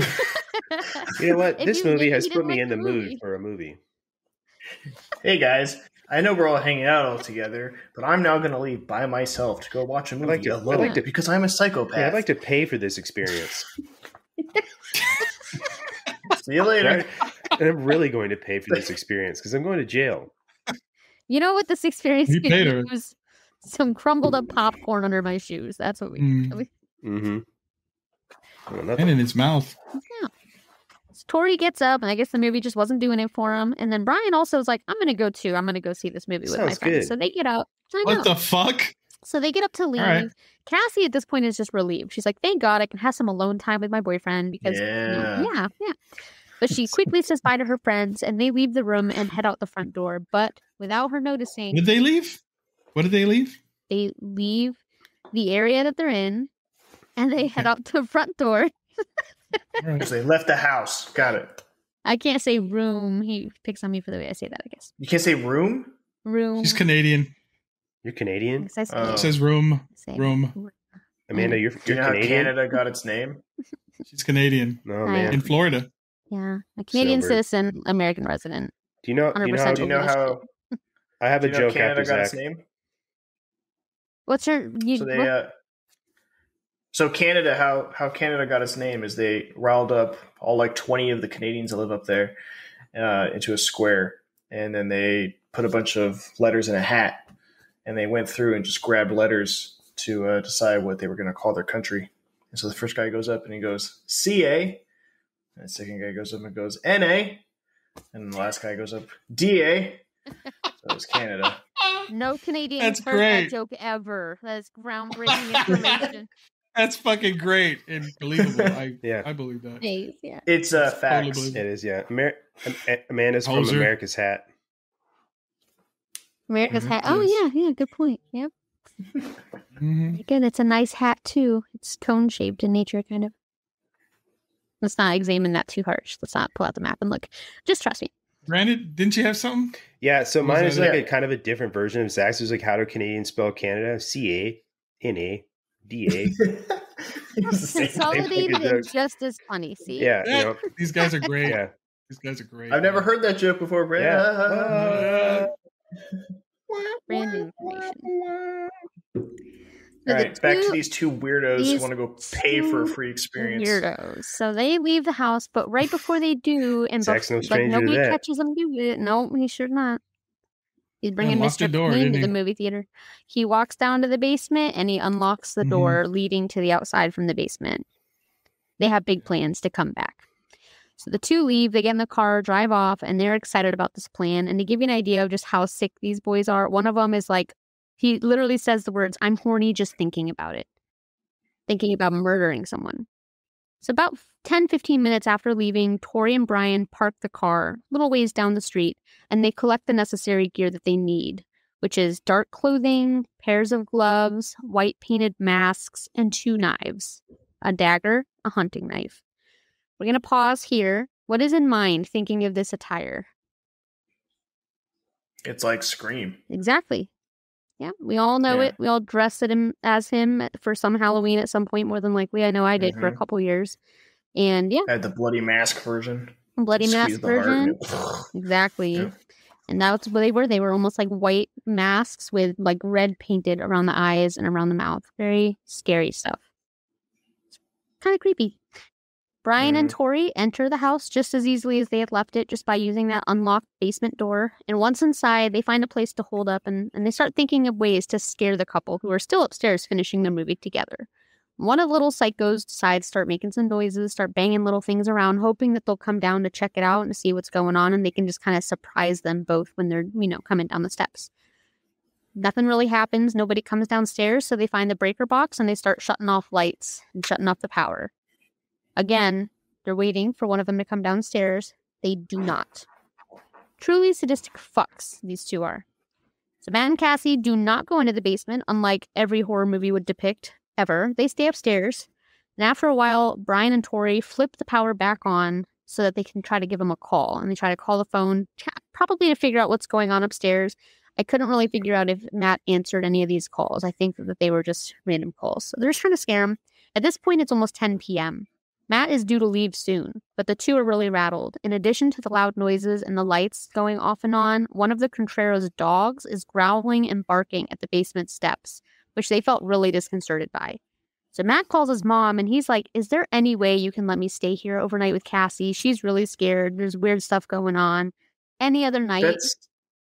I want to say something there. That's kind of interesting. The dogs are like growling because it's the same dogs that Tori and Brian were just around, like probably like an hour before. So that means the dog probably can smell it's the same people, but it's picking up on their like intentions.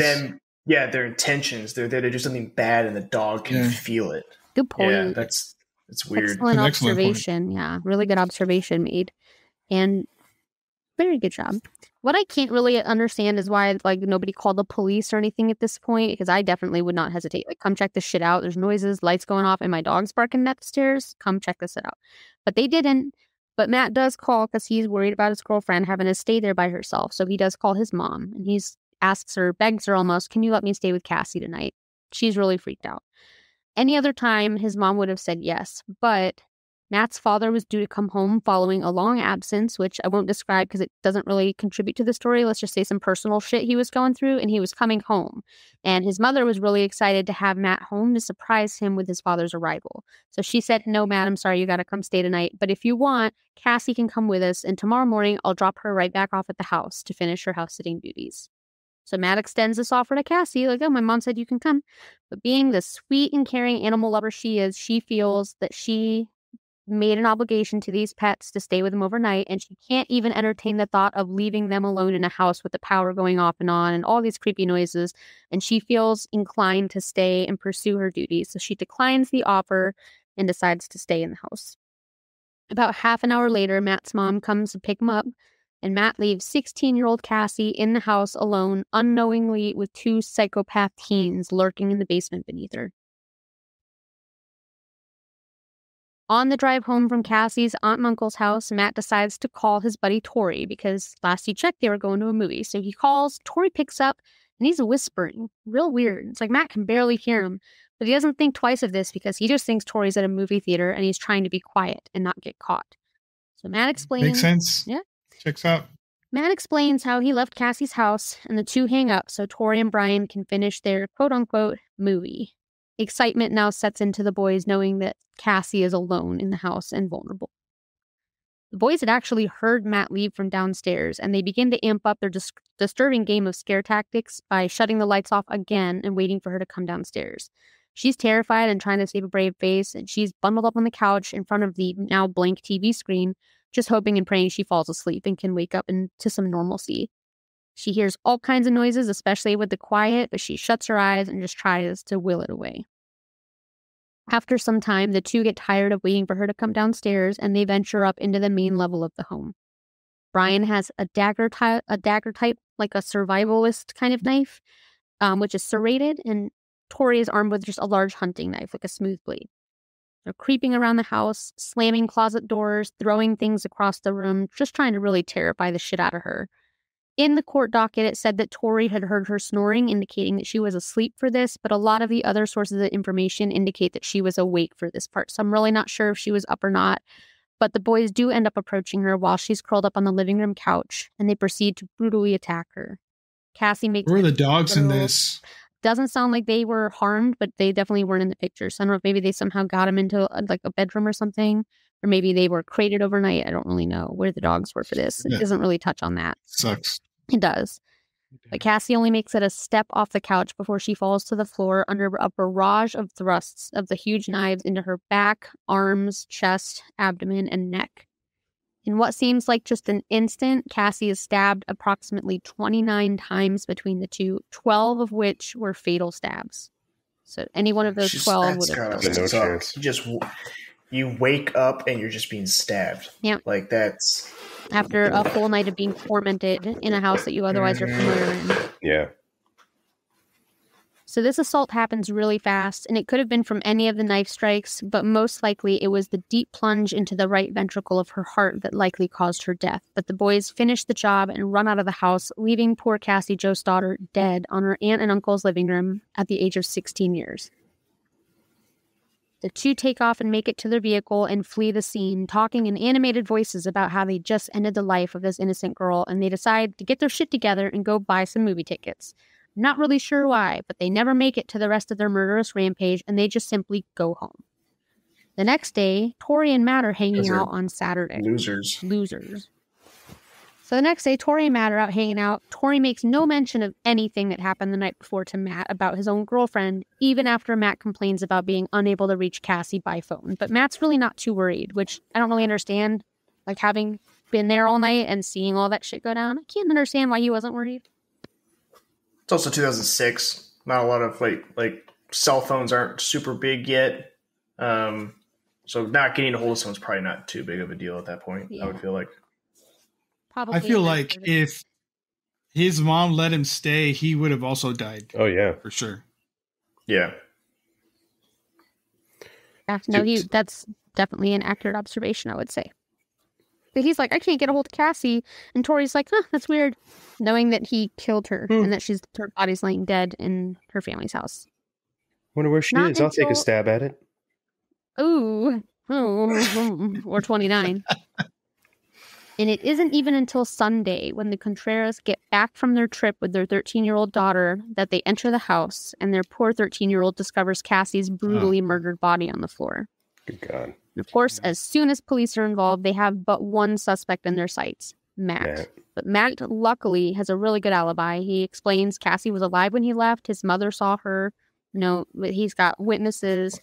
And after some deliberation, he says, well, we did have 2 guests over that night. And he names Brian and no one. Wait. No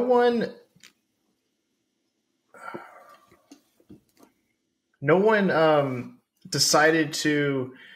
The thing freaked out for some reason. I don't know why, but no one decided. Like, her parents didn't think that. Oh, I haven't heard from my daughter since Friday. Yeah, like all day Saturday. No one checked in on her, thought, tried to let's call. go check the place that we know she's at. There's no, like not her parents. Like no, she didn't get found until Sunday. The only thing I can think of is that because she had house sat before, that this was common, where she would like go hang out and she was fine all weekend, and like there was never any reason. That's the only thing I could think of, but it is strange that nobody checked in. My mom wouldn't have at least called. And like, you know, how are you? I guess you could expect your 16-year-old to cook and feed themselves, but like, I don't know. No way my mom would have just let me go days without like a phone call at least at that age. I have a brand new daughter, and I know for sure I would have at least checked with her like once a day, minimum. Like, bring up a very how's the house? How are the dogs? How are you? Did you do your homework? Did you eat anything? Yeah. Very good point. Are you dead? I bet she did make a call, but didn't get an answer and figured, you know, my daughter's a very responsible daughter. She's a very good daughter. Sure, she's fine. Boy, was that a mistake. Yeah, maybe. Yeah. So pretty quickly after naming these two suspects, police scoop them up, and in true dumbass teenager fucking fashion, these two idiots did not discuss a single word about what their alibi was going to be. So cops are like, "What'd you do that night?" They're like, "Oh, we went to the movie." Like, cool. What movie did you see? And they're like, Titanic. Idiots. So they come up with the lie that they had went to Cassie's thinking there was going to be a party there. And when there wasn't, they left to go to the movies. But they couldn't recall the name of the movie, the plot, or even an actor. Idiots. Or even what theater they were in. Literal idiots. That's why a 16-year-old shouldn't murder people. Well, nobody should murder people. But especially if you're so stupid, you can't get together to figure out an alibi. So the cops split them up and they question them. And of course, it's pretty clear they never went to the movie, but they don't have any evidence aside from the absence of movie tickets. So they're minors. So there's a process they have to do. They have no choice but to cut these little shits loose and put them back on the street. And these kids have 5 whole days of freedom before they are finally arrested on the 27th of September. And by day 3 of interrogations, Brian is blabbing like a religious guy outside of an abortion clinic. And he takes the cops to Black Rock Canyon, right to the site where they tried to burn and partially bury their evidence. He's like, hey, here's this nice little pile of shit that we tried to burn unsuccessfully and just left it here in the middle of the fucking, what is that, desert considered? So the cops are going through everything. I sent over the photo to you guys about the pile of evidence that they found. David, I'm going to send this to you right now as well. Pay attention to the masks in the evidence pile. Imagine that being your last visual. That's just terrifying. Pretty freaking creepy for that someone dressed up in that mask to come at you as a young girl. So. In this pile of evidence things, they've got knives, both the ones that were used and other knives in their sheaths, the clothing they wore, gloves, just so many different array of tools that they used for this. But one thing of particular interest that they found was a Sony VHS tape, which had been set on fire. And they tried to like douse it and look like hydrogen peroxide for whatever reason. Like that was supposed to do something. Try to use that as like an accelerator. M&M. I'm not sure. Maybe a flame. I don't think it blonde. On fire.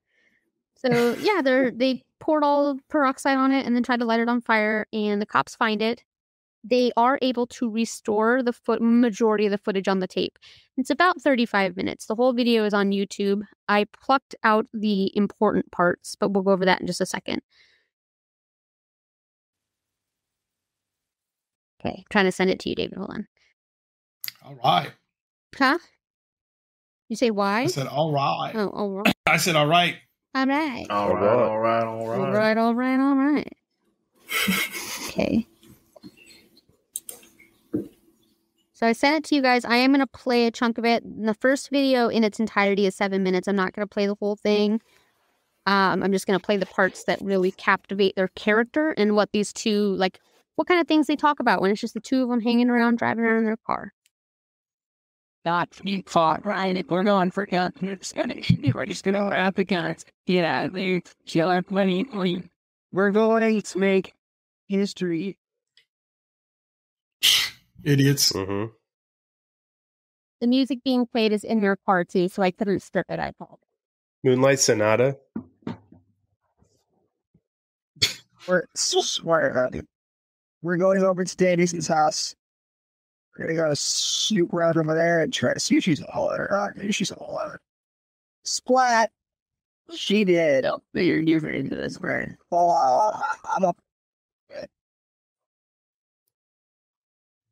Yeah. She all died. Visit memories with the memories with the. I wonder what movie you got that from. Brian myself. I was myself. No idea. It was so lame. Yeah. Yeah, but please stay tuned. We're upstairs. Jason's house. It's clear out that pasture. We've already snooped around her house a couple times. It just she's not home, so we're gonna go to the church over there, and we're gonna call the girl, the guy named Cassie and Matt. They're our friends, but we have to make sacrifices. So, I feel so tonight is the night, and I feel like we're doing something and stuff that I feel like I want to kill somebody. I know that's what the hell. I feel we need to break away from normal life. How far is this light? I'm going to cut it there because he goes into a kind of spiel about how children, like parents, raise their kids to fear God and fear hell, and that's why people don't murder more people. And that if we didn't have this indoctrination, we'd all just be out murdering people. So he goes into this long spiel about this. But that's the part where they have went to a student's house, kind of canvassed the area. The situation didn't pan out. They've made the decision now that they're going to go to the house that Cassie is house sitting. So I do want to mention that, like, throughout this tape, it's not in chronological order. The whole tape is all over the place. There's parts of it where either Brian or Tori it looked like more like Brian was like doing drum solos, and then there was a section where they were in a library skipping class trying to make a death list, but there was a teacher that was looking at them, and so just really weird, not in order at all. Typical school library things. Exactly. These two are shorter. They're only a minute and a half, but one of them is, it's actually really, really sad, but one of them is the video of them approaching Cassie in the hallway. And At school? They've already picked her out, and she is not. So this is just really, really twisted and sick. I'm sending them over to you, David, but I'm going to play them one at a time here. I think it's this one to start. I am going to post these on Instagram later so you guys see.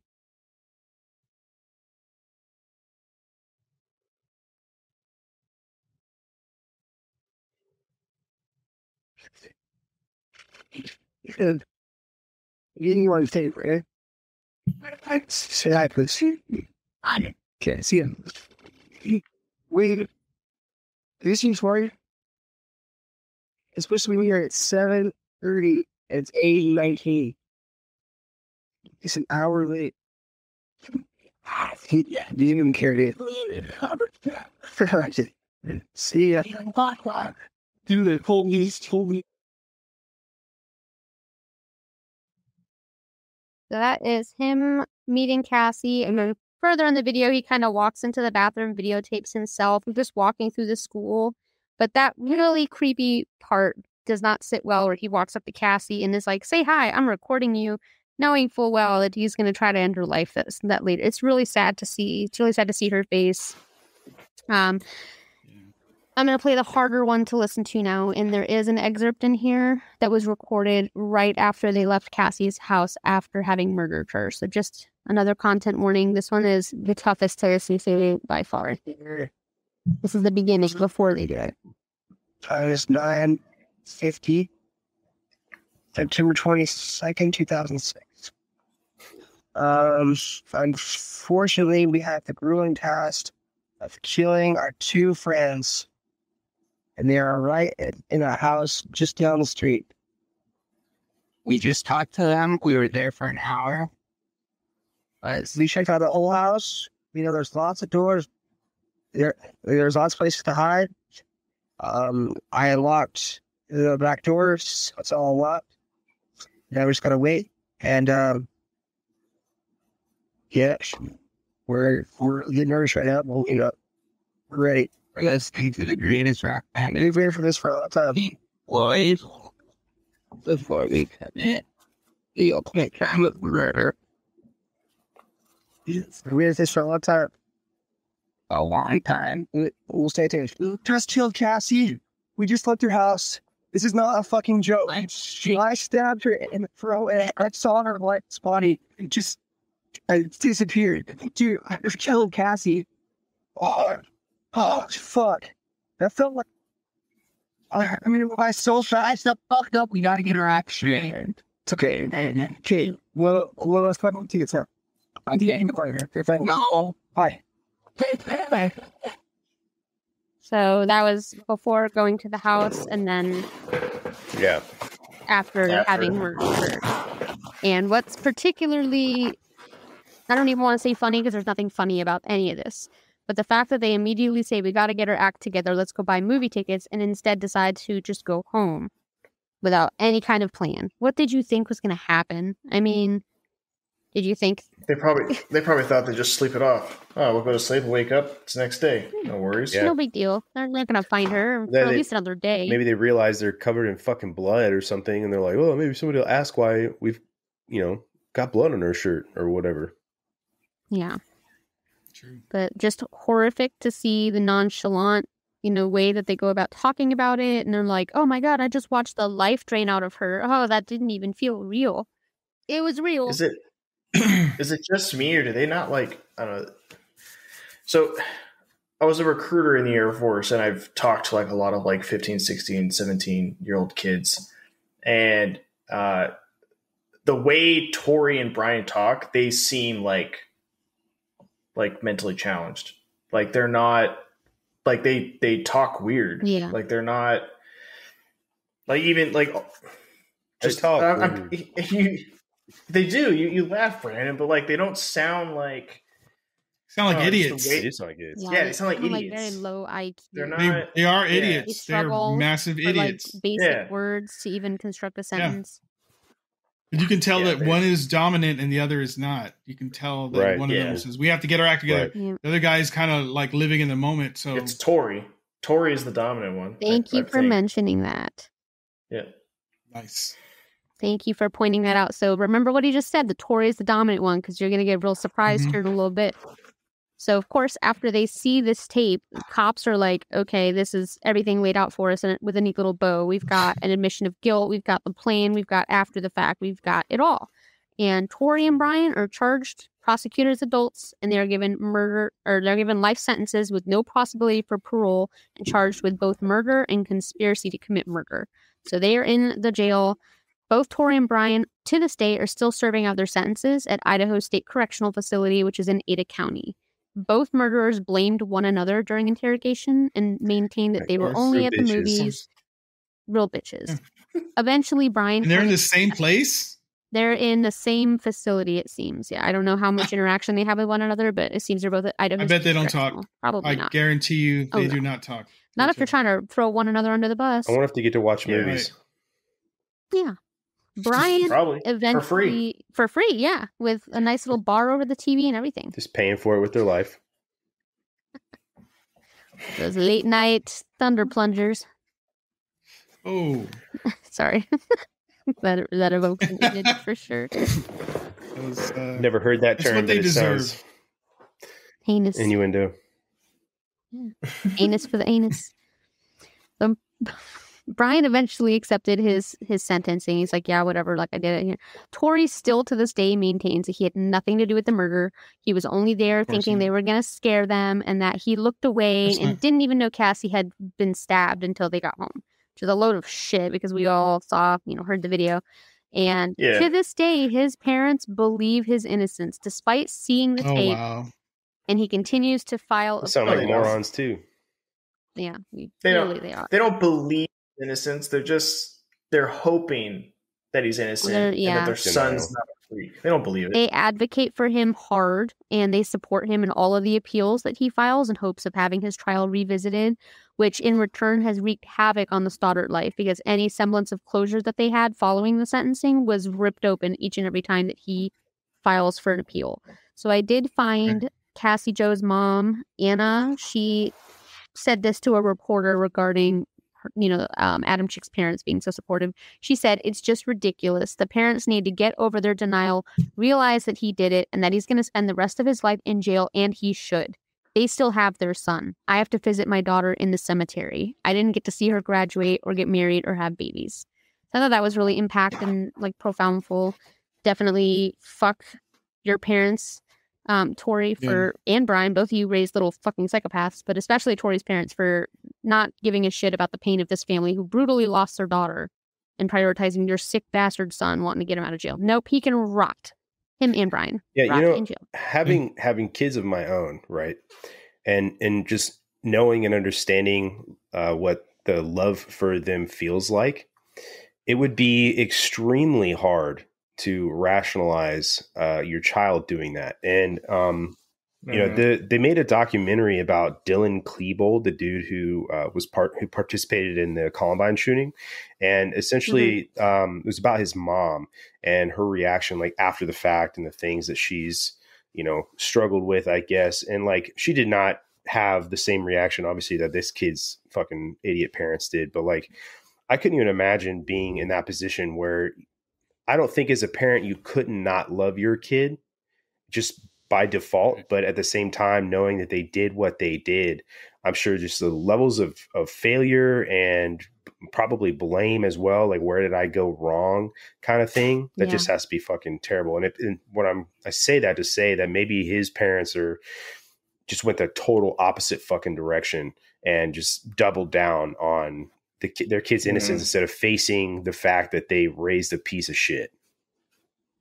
Yeah. It's a good point. Well said. Very well said. But just really depressing that they're so vocal about it and they advocate so much for him. Like, it's one thing to be like, I'll always love my son and think that he's innocent. It's another to parade it around and it's like have petitions going and shit. Like, just leave it at rest. Let the Stoddart family have their closure. It's really, really sad that they keep reopening this. Definitely. I do want to mention, while reviewing crime scene photos, there is a really weird photo of the toilet in one of the bedrooms. And it has a condom wrapper in it, like someone tried to flush it. Now, nowhere in any of the evidence that I went over, the court docket or anything, was any mention of sexual crimes. I think it was probably Matt and her before they came at some point. But just because that was like a big question mark that I never had answered. If anyone has information on why that, the history behind that crime scene photo, I'd love to know, because it's literally not mentioned in the court docket at all. I'd love to know. It's probably what it is. I would imagine. Yeah. Not to get nosy in your like private time, but. In 2010, the Stoddart family filed a civil lawsuit against Pocatello High School. I feel like I say that different every time I say it. Pocatello, whatever. Against the whole school district, claiming that they were negligent in allowing teens who obviously posed a threat into their schools. The suit was dismissed by the court, and they alleged that the killers were not a foreseeable event, which I get. Like, I get why you'd be going after everyone, but the school, literally, there was no evidence. Everyone that was friends with these kids, like Tori's best friend, this shy little kid, seriously, this fucked with him so bad throughout the rest of his life. Like, he's got PTSD and stuff because he never thought he was capable of stuff like that. Anyone at the school who was friends with them was ostracized immediately. Really, really, like, it affected the whole school for the remainder of the year, too, when this happened, because they were all in the same class. It's just really, really sad. Yeah. We do have a cool fact on here. David, I chose this one particularly for you guys. David's really going to flip his hat at this one, though. So Frank Contreras, the uncle of the home that Cassie was died in, he's had the house listed for sale. As of this article, which this interview was done in 2014, I will say I didn't look up anything recently. The house could have sold since then. But from 2006 to 2014, he had listed the house for sale every year as low as $138K, which was like a third of its like market value looking at that house. Could never sell it. They were trying like everything to sell it. Every year they put it up. Many speculate on the reasoning for this, but what I found really strange, Frank mentions during this interview, Cassie passed in the house, but she never left it. His stepdaughter suffers frequent breakdowns because she repeatedly sees Cassie in the home, to the point where she's even attempted to take her own life because she feels like she's crazy. And every family member has had an experience of paranormal nature in that home since that happened. So, yeah, I mean, it's like textbook for paranormal. Yeah. Like they tortured her for, seems like hours. The house was filled with fear, scaring her, all type of filled stuff. With fear. You said earlier, Zach, like everything you see about the paranormal is like, they don't realize they're dead or whatever. Like, you wake up and you're getting stabbed and then you're dead. Like your brain isn't even fully awake yet. You know what I mean? And then you're just dead. Yeah. So like, it totally makes fucking sense. She doesn't know she's dead. And this is not an uncommon occurrence. Like I know David has shared on his page before video of the Chris Watts home where Shanann Watts and her 3 children were brutally murdered. Yeah. There's a lot of paranormal activity that happens on police body cam in that house.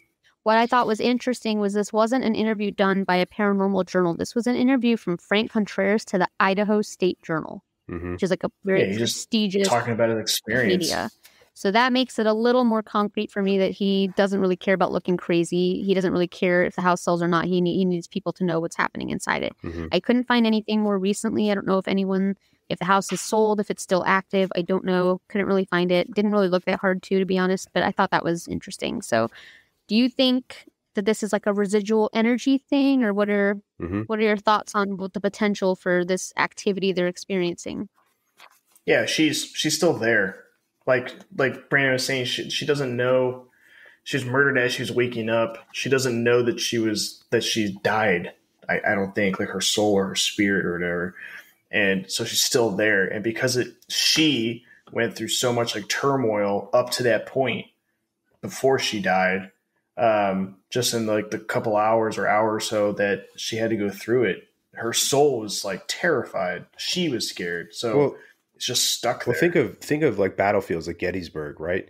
And that's one of the things they talk about why that's haunted is all of the emotion that went into that battle and men dying and, you know, seeing people die and being afraid of being in battle. And then, you know, it leaves that residue behind, if you could use that word. And the whole time they were trying to scare her. So, you know, that fear essentially is, I guess you could say, like imprinting on that house. And then she falls asleep and winds up in a, you know, different state of mind, and then wakes up being stabbed and then is just dead, you know? So it's just like, if you were going to make a list of ingredients for things to create a ghost, like that's it, man. Like that's on the back of the fucking chocolate chip cookie bag. Did they videotape the murder? I know, like you probably can't get the video of that part, and you didn't say specifically. Yeah, but they had the camcorder with them. They had the camcorder. From what I understand, it stayed in the car. There's no footage of inside the house. There's no footage that was depicted of the murder itself. Too bad. That might shut that kid's parents up if they did. I know. Yeah. Almost nice if they would, but it is about a 35-minute video in its entirety. It's uploaded on YouTube, so you can watch it start to finish, the entire contents of the tape. There are some disruptions because they did try to burn it, so they had to do some really advanced recovery. But yeah, they're, from what I didn't even burn the tape. Yeah, how do you even burn a mouse successfully burn the fucking tape? Like, they're idiots. How hard is that? God damn. David, I particularly would like your input on the alleged paranormal activity in the home, considering that it's kind of your forte with the paranormal. So what are your thoughts on that? Well, the first thing I was thinking was it was not an hour that she was getting stabbed to death, right? Because she was, like, from what you were saying, they basically jumped her. She fell to the ground, and then they started stabbing. And there was 20, I believe it said 27 or 29 stabs. 29 approximate stabs, both with the smooth and serrated blade. 12 were fatal. But they were tormenting her for hours, too. Yeah, I wasn't saying that she'd been stabbed for an hour. She's probably stabbed for probably less than a minute, honestly. Yeah. How were they tormenting her? They were in the basement, turn off the lights. In the basement, turn off the lights. Oh, all that shit. Okay. Yeah. I thought at some point they came up and they were just no, like the prolonged process. She died in minutes. Yeah. She did. And she was scared for probably hours. Process it. Right. Oh, yeah, absolutely. I would believe that, just like you were saying in the other case, it's really weird that there would be echoes of something, you know, coming through. But this is a case where someone died quickly, didn't know that she was getting stabbed, and clearly, sadly, she didn't pass over to the next. She got stuck. So there are a lot of cases where, like these guys were saying, where something happens where there's like an increased emotional state that gets trapped. Yeah. And there's even cases where they say like limestone or some sort of rock that is below that acts as like a tape, which is, these are not, you wouldn't call them intelligent hauntings. They would just be like residual, where it's like recorded that moment, you know, and it plays back.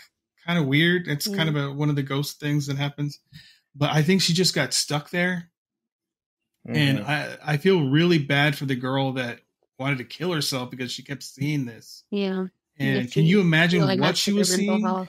Yeah, and it makes sense too that she would show herself been... to the kid who's roughly her age. Right. Yeah. Yeah. Absolutely. And it sucks like all the family members have had varying experiences and they can't sell the house. So watching their daughter deteriorate in this way, watching their family go crazy with the spirit of their niece in the house with them, and they can't sell it for the life of them. I don't care what it would take, I'd move. Yeah. Yeah. For your daughter's sake, exactly. Right? Yeah, I don't give a shit. Get the hell out of there.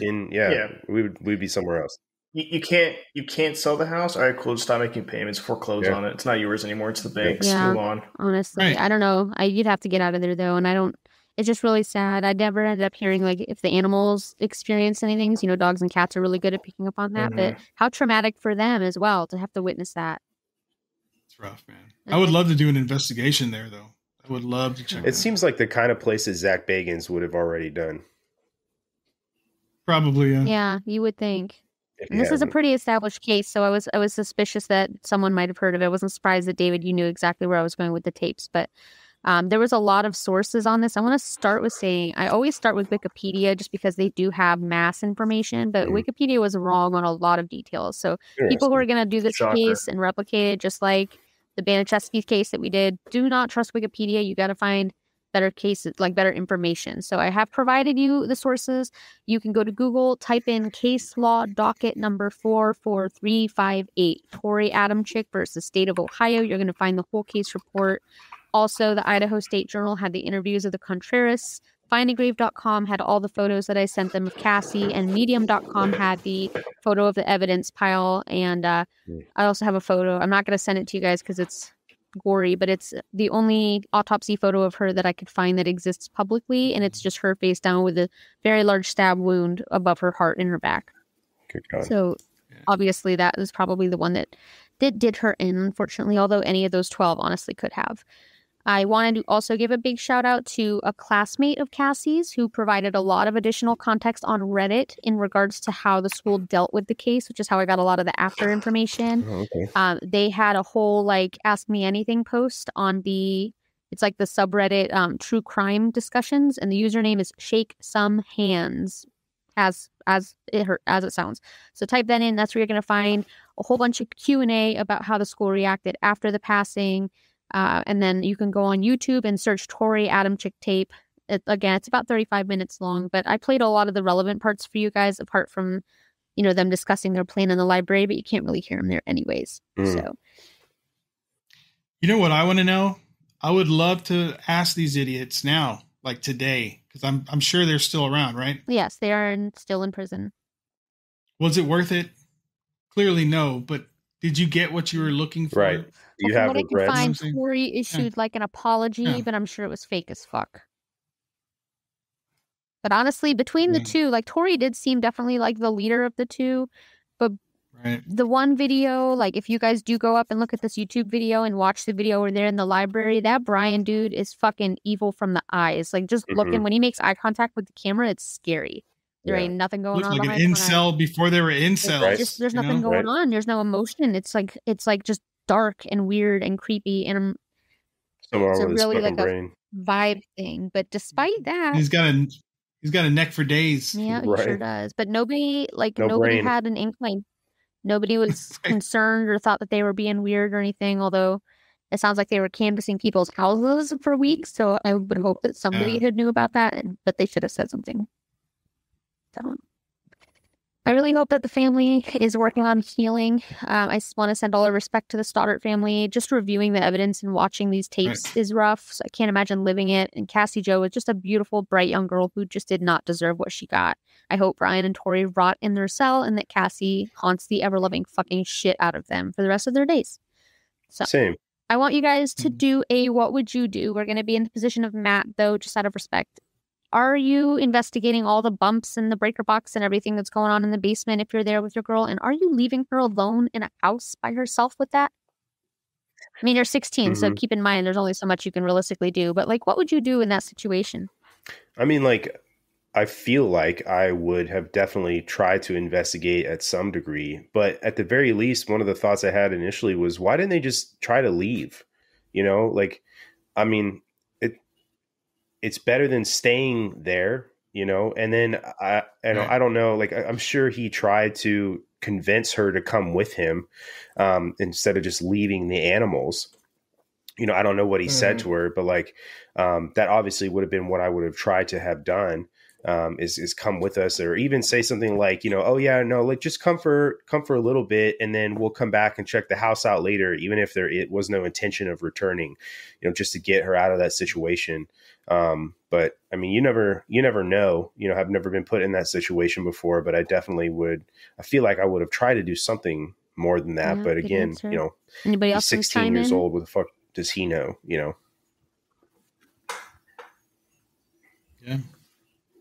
I mean, if you think about it, you might have a jump. If you went down there prepared with a weapon, you might have a hell of a lot more of a jump on them than when they come upstairs at you and you don't have one. So I think exactly what I was going to say. Although that is the stereotypical horror movie thing to go investigate the bump that goes in the night, I think that probably would have fared them better had they both just armed up somehow with whatever that they had and went down there, because at least they would have fought them. Cassie doesn't get a chance sleeping on the couch.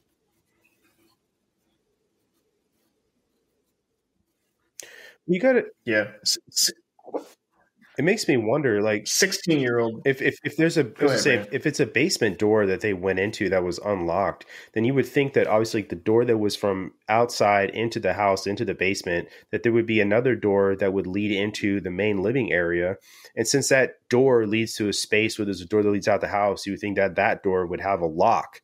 Like, why wouldn't you at least, at the very least, make sure the door on the inside of the house that leads into the basement where all the shit is coming from is locked?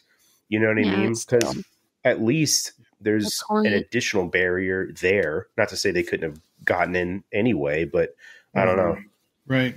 Maybe she begged him and begged him to not go downstairs. And, if you're just keeping it real, if you got a condom in your pocket and your girlfriend's telling you not to leave, like maybe I'm just saying that you're not going to go anywhere because you're there for one thing, really. Thinking with the wrong head. Yeah. I think that's why they didn't really respond to a lot. They were busy at that moment. Maybe. I think they were doing some other stuff. They're making their own bumping noises. Right. They didn't hear the ones downstairs. Yeah. But I really believe that if that were me, I would have gone downstairs and checked it out and probably would have died easily. But if you were convinced not to go down and then your mom comes to pick you up, I would have told her, you're coming with us. Yeah, it don't matter. And like get his mom to force her to come. Yeah. Or if my mom can't pick me up, I'd definitely be like, hey, there's a lot of weird stuff going on here. Call somebody else that'll come and check it out. Call the cops. But it was her decision to stay, and it was just, sadly, it was a fatal decision. Yeah.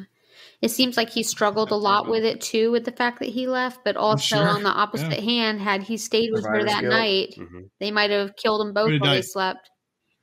Absolutely. Yeah. So it's a toss-up. Really hard. Sure.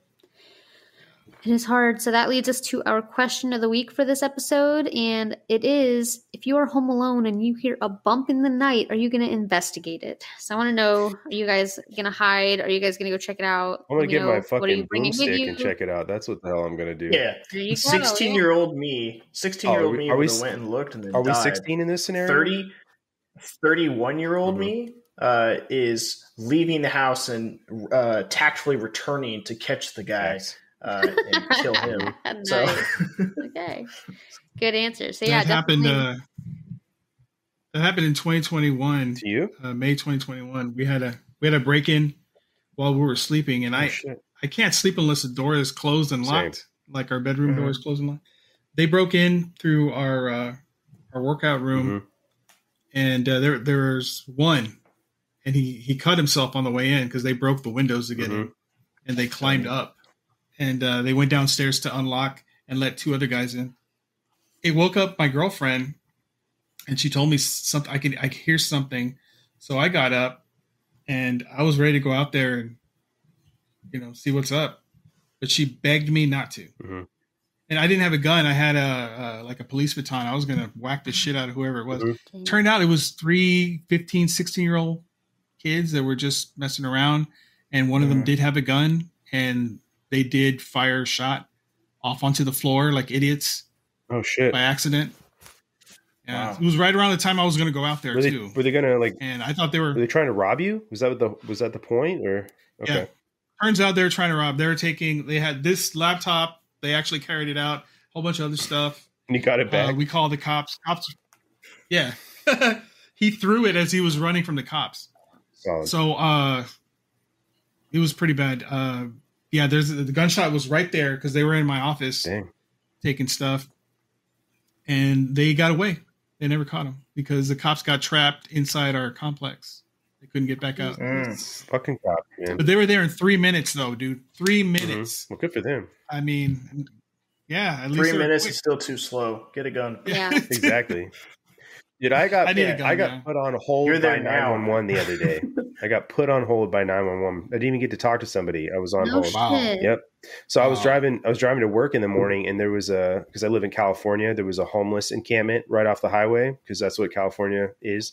And it was on fire. It was up underneath a bunch of trees, and it was on fire. And the fire had reached the canopy of the trees. That's how long this had been on fire. Wow. Just people driving to work. And so I called 911 because it's literally right off a fucking main interstate. And I called and literally got put on hold for like 5 minutes. And I was like, well, thank God I'm not fucking bleeding out. And but yeah, no and kidding. eventually they answered the phone. No but kidding. like, yeah, just buy a gun, like Zach said. You can get Your call is very important to us. Please do not if die. you're bleeding out, press 1. Guns are going to be especially important when things are on fire because you can shoot at the fire. So it's very important to do that. Yeah. It is. Yeah. No, I'm gonna turn your head. Slap you. Buy a gun because there was a fire. Yeah. No, I'm gonna turn your water fucking gun. head into a canoe. Super Come to my soaker. house. There you go. I mean, I would have shot all 3 of these kids. They were 15 at least. Where are you at? You Who's know, the third one? Me asking like what state? Texas. Oh, San Antonio, Texas. yeah. okay. Very familiar with San Antonio. Yeah, Yeah, I would have been okay. absolutely. But would I have been okay? Buy an RPG. I don't know. Yeah, You're in there you America. go. Buy an RPG. RPG. Yeah. This fucking minigun from the top Blow of up the stairs. them and my place. And get that renter's insurance Exactly, check. Man, there you go. Yeah.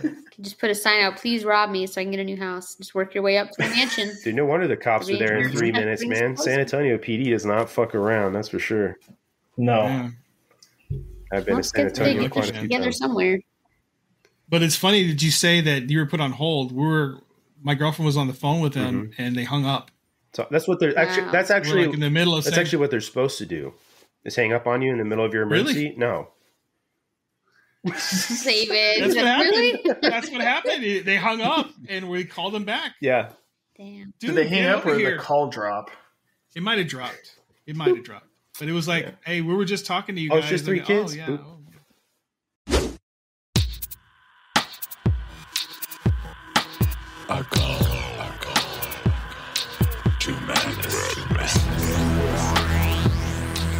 Hey guys, I'm Tyler. I'm Thomas. And I'm Jake. And this is A Call to Madness. This is a comedy show where we have no idea where these topics will take us. Whether it be history, relevance between us, or all around straight madness. Learn with us, Grow with us. And laugh with us every other Saturday at noon Central Time on Spotify. Apple Podcasts, or wherever you get your podcast. Just remember, guys, You called. But you only found madness.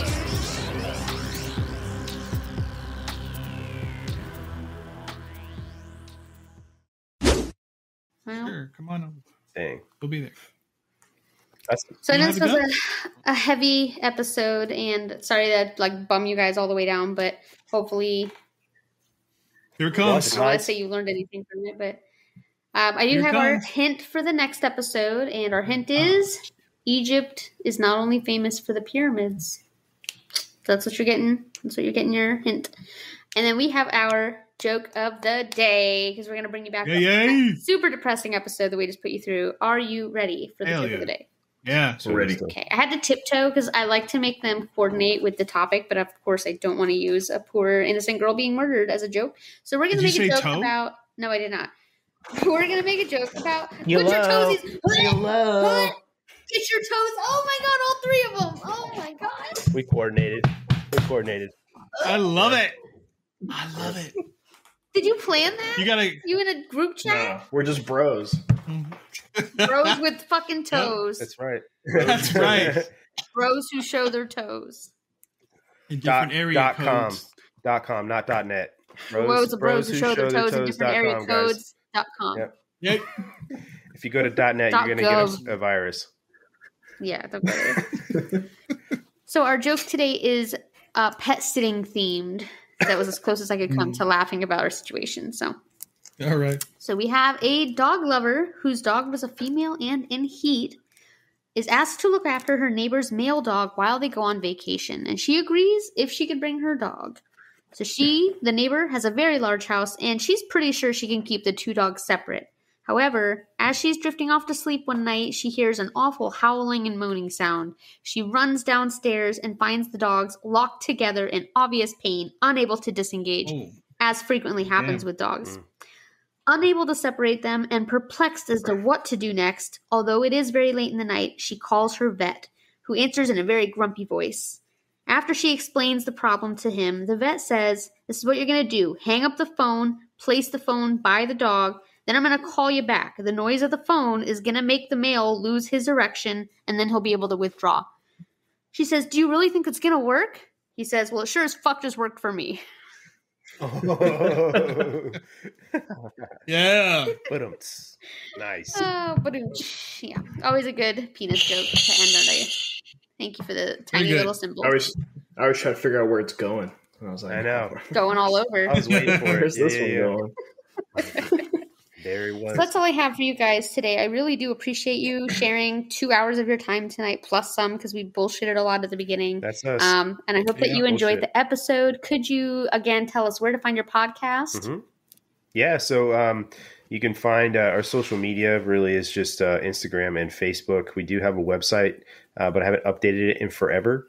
And then you can listen to us on Apple, Google, YouTube, Rumble, and Spotify. Yeah. And please check. I Came With Fire podcast. Please check us out. Yeah, please do. And again, this has been Brandon and Zach, and please go check them out.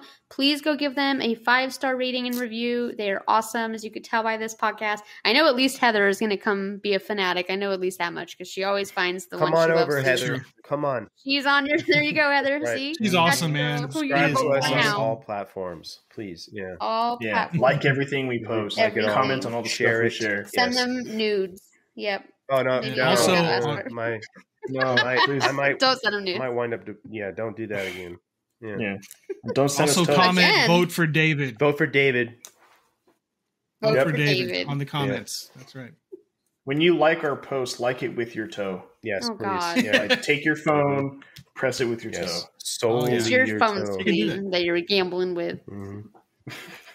All right, guys. Well, thank you so much again for joining us tonight. You guys were great. Thanks for having us. It was fun. It was fun, all things considered.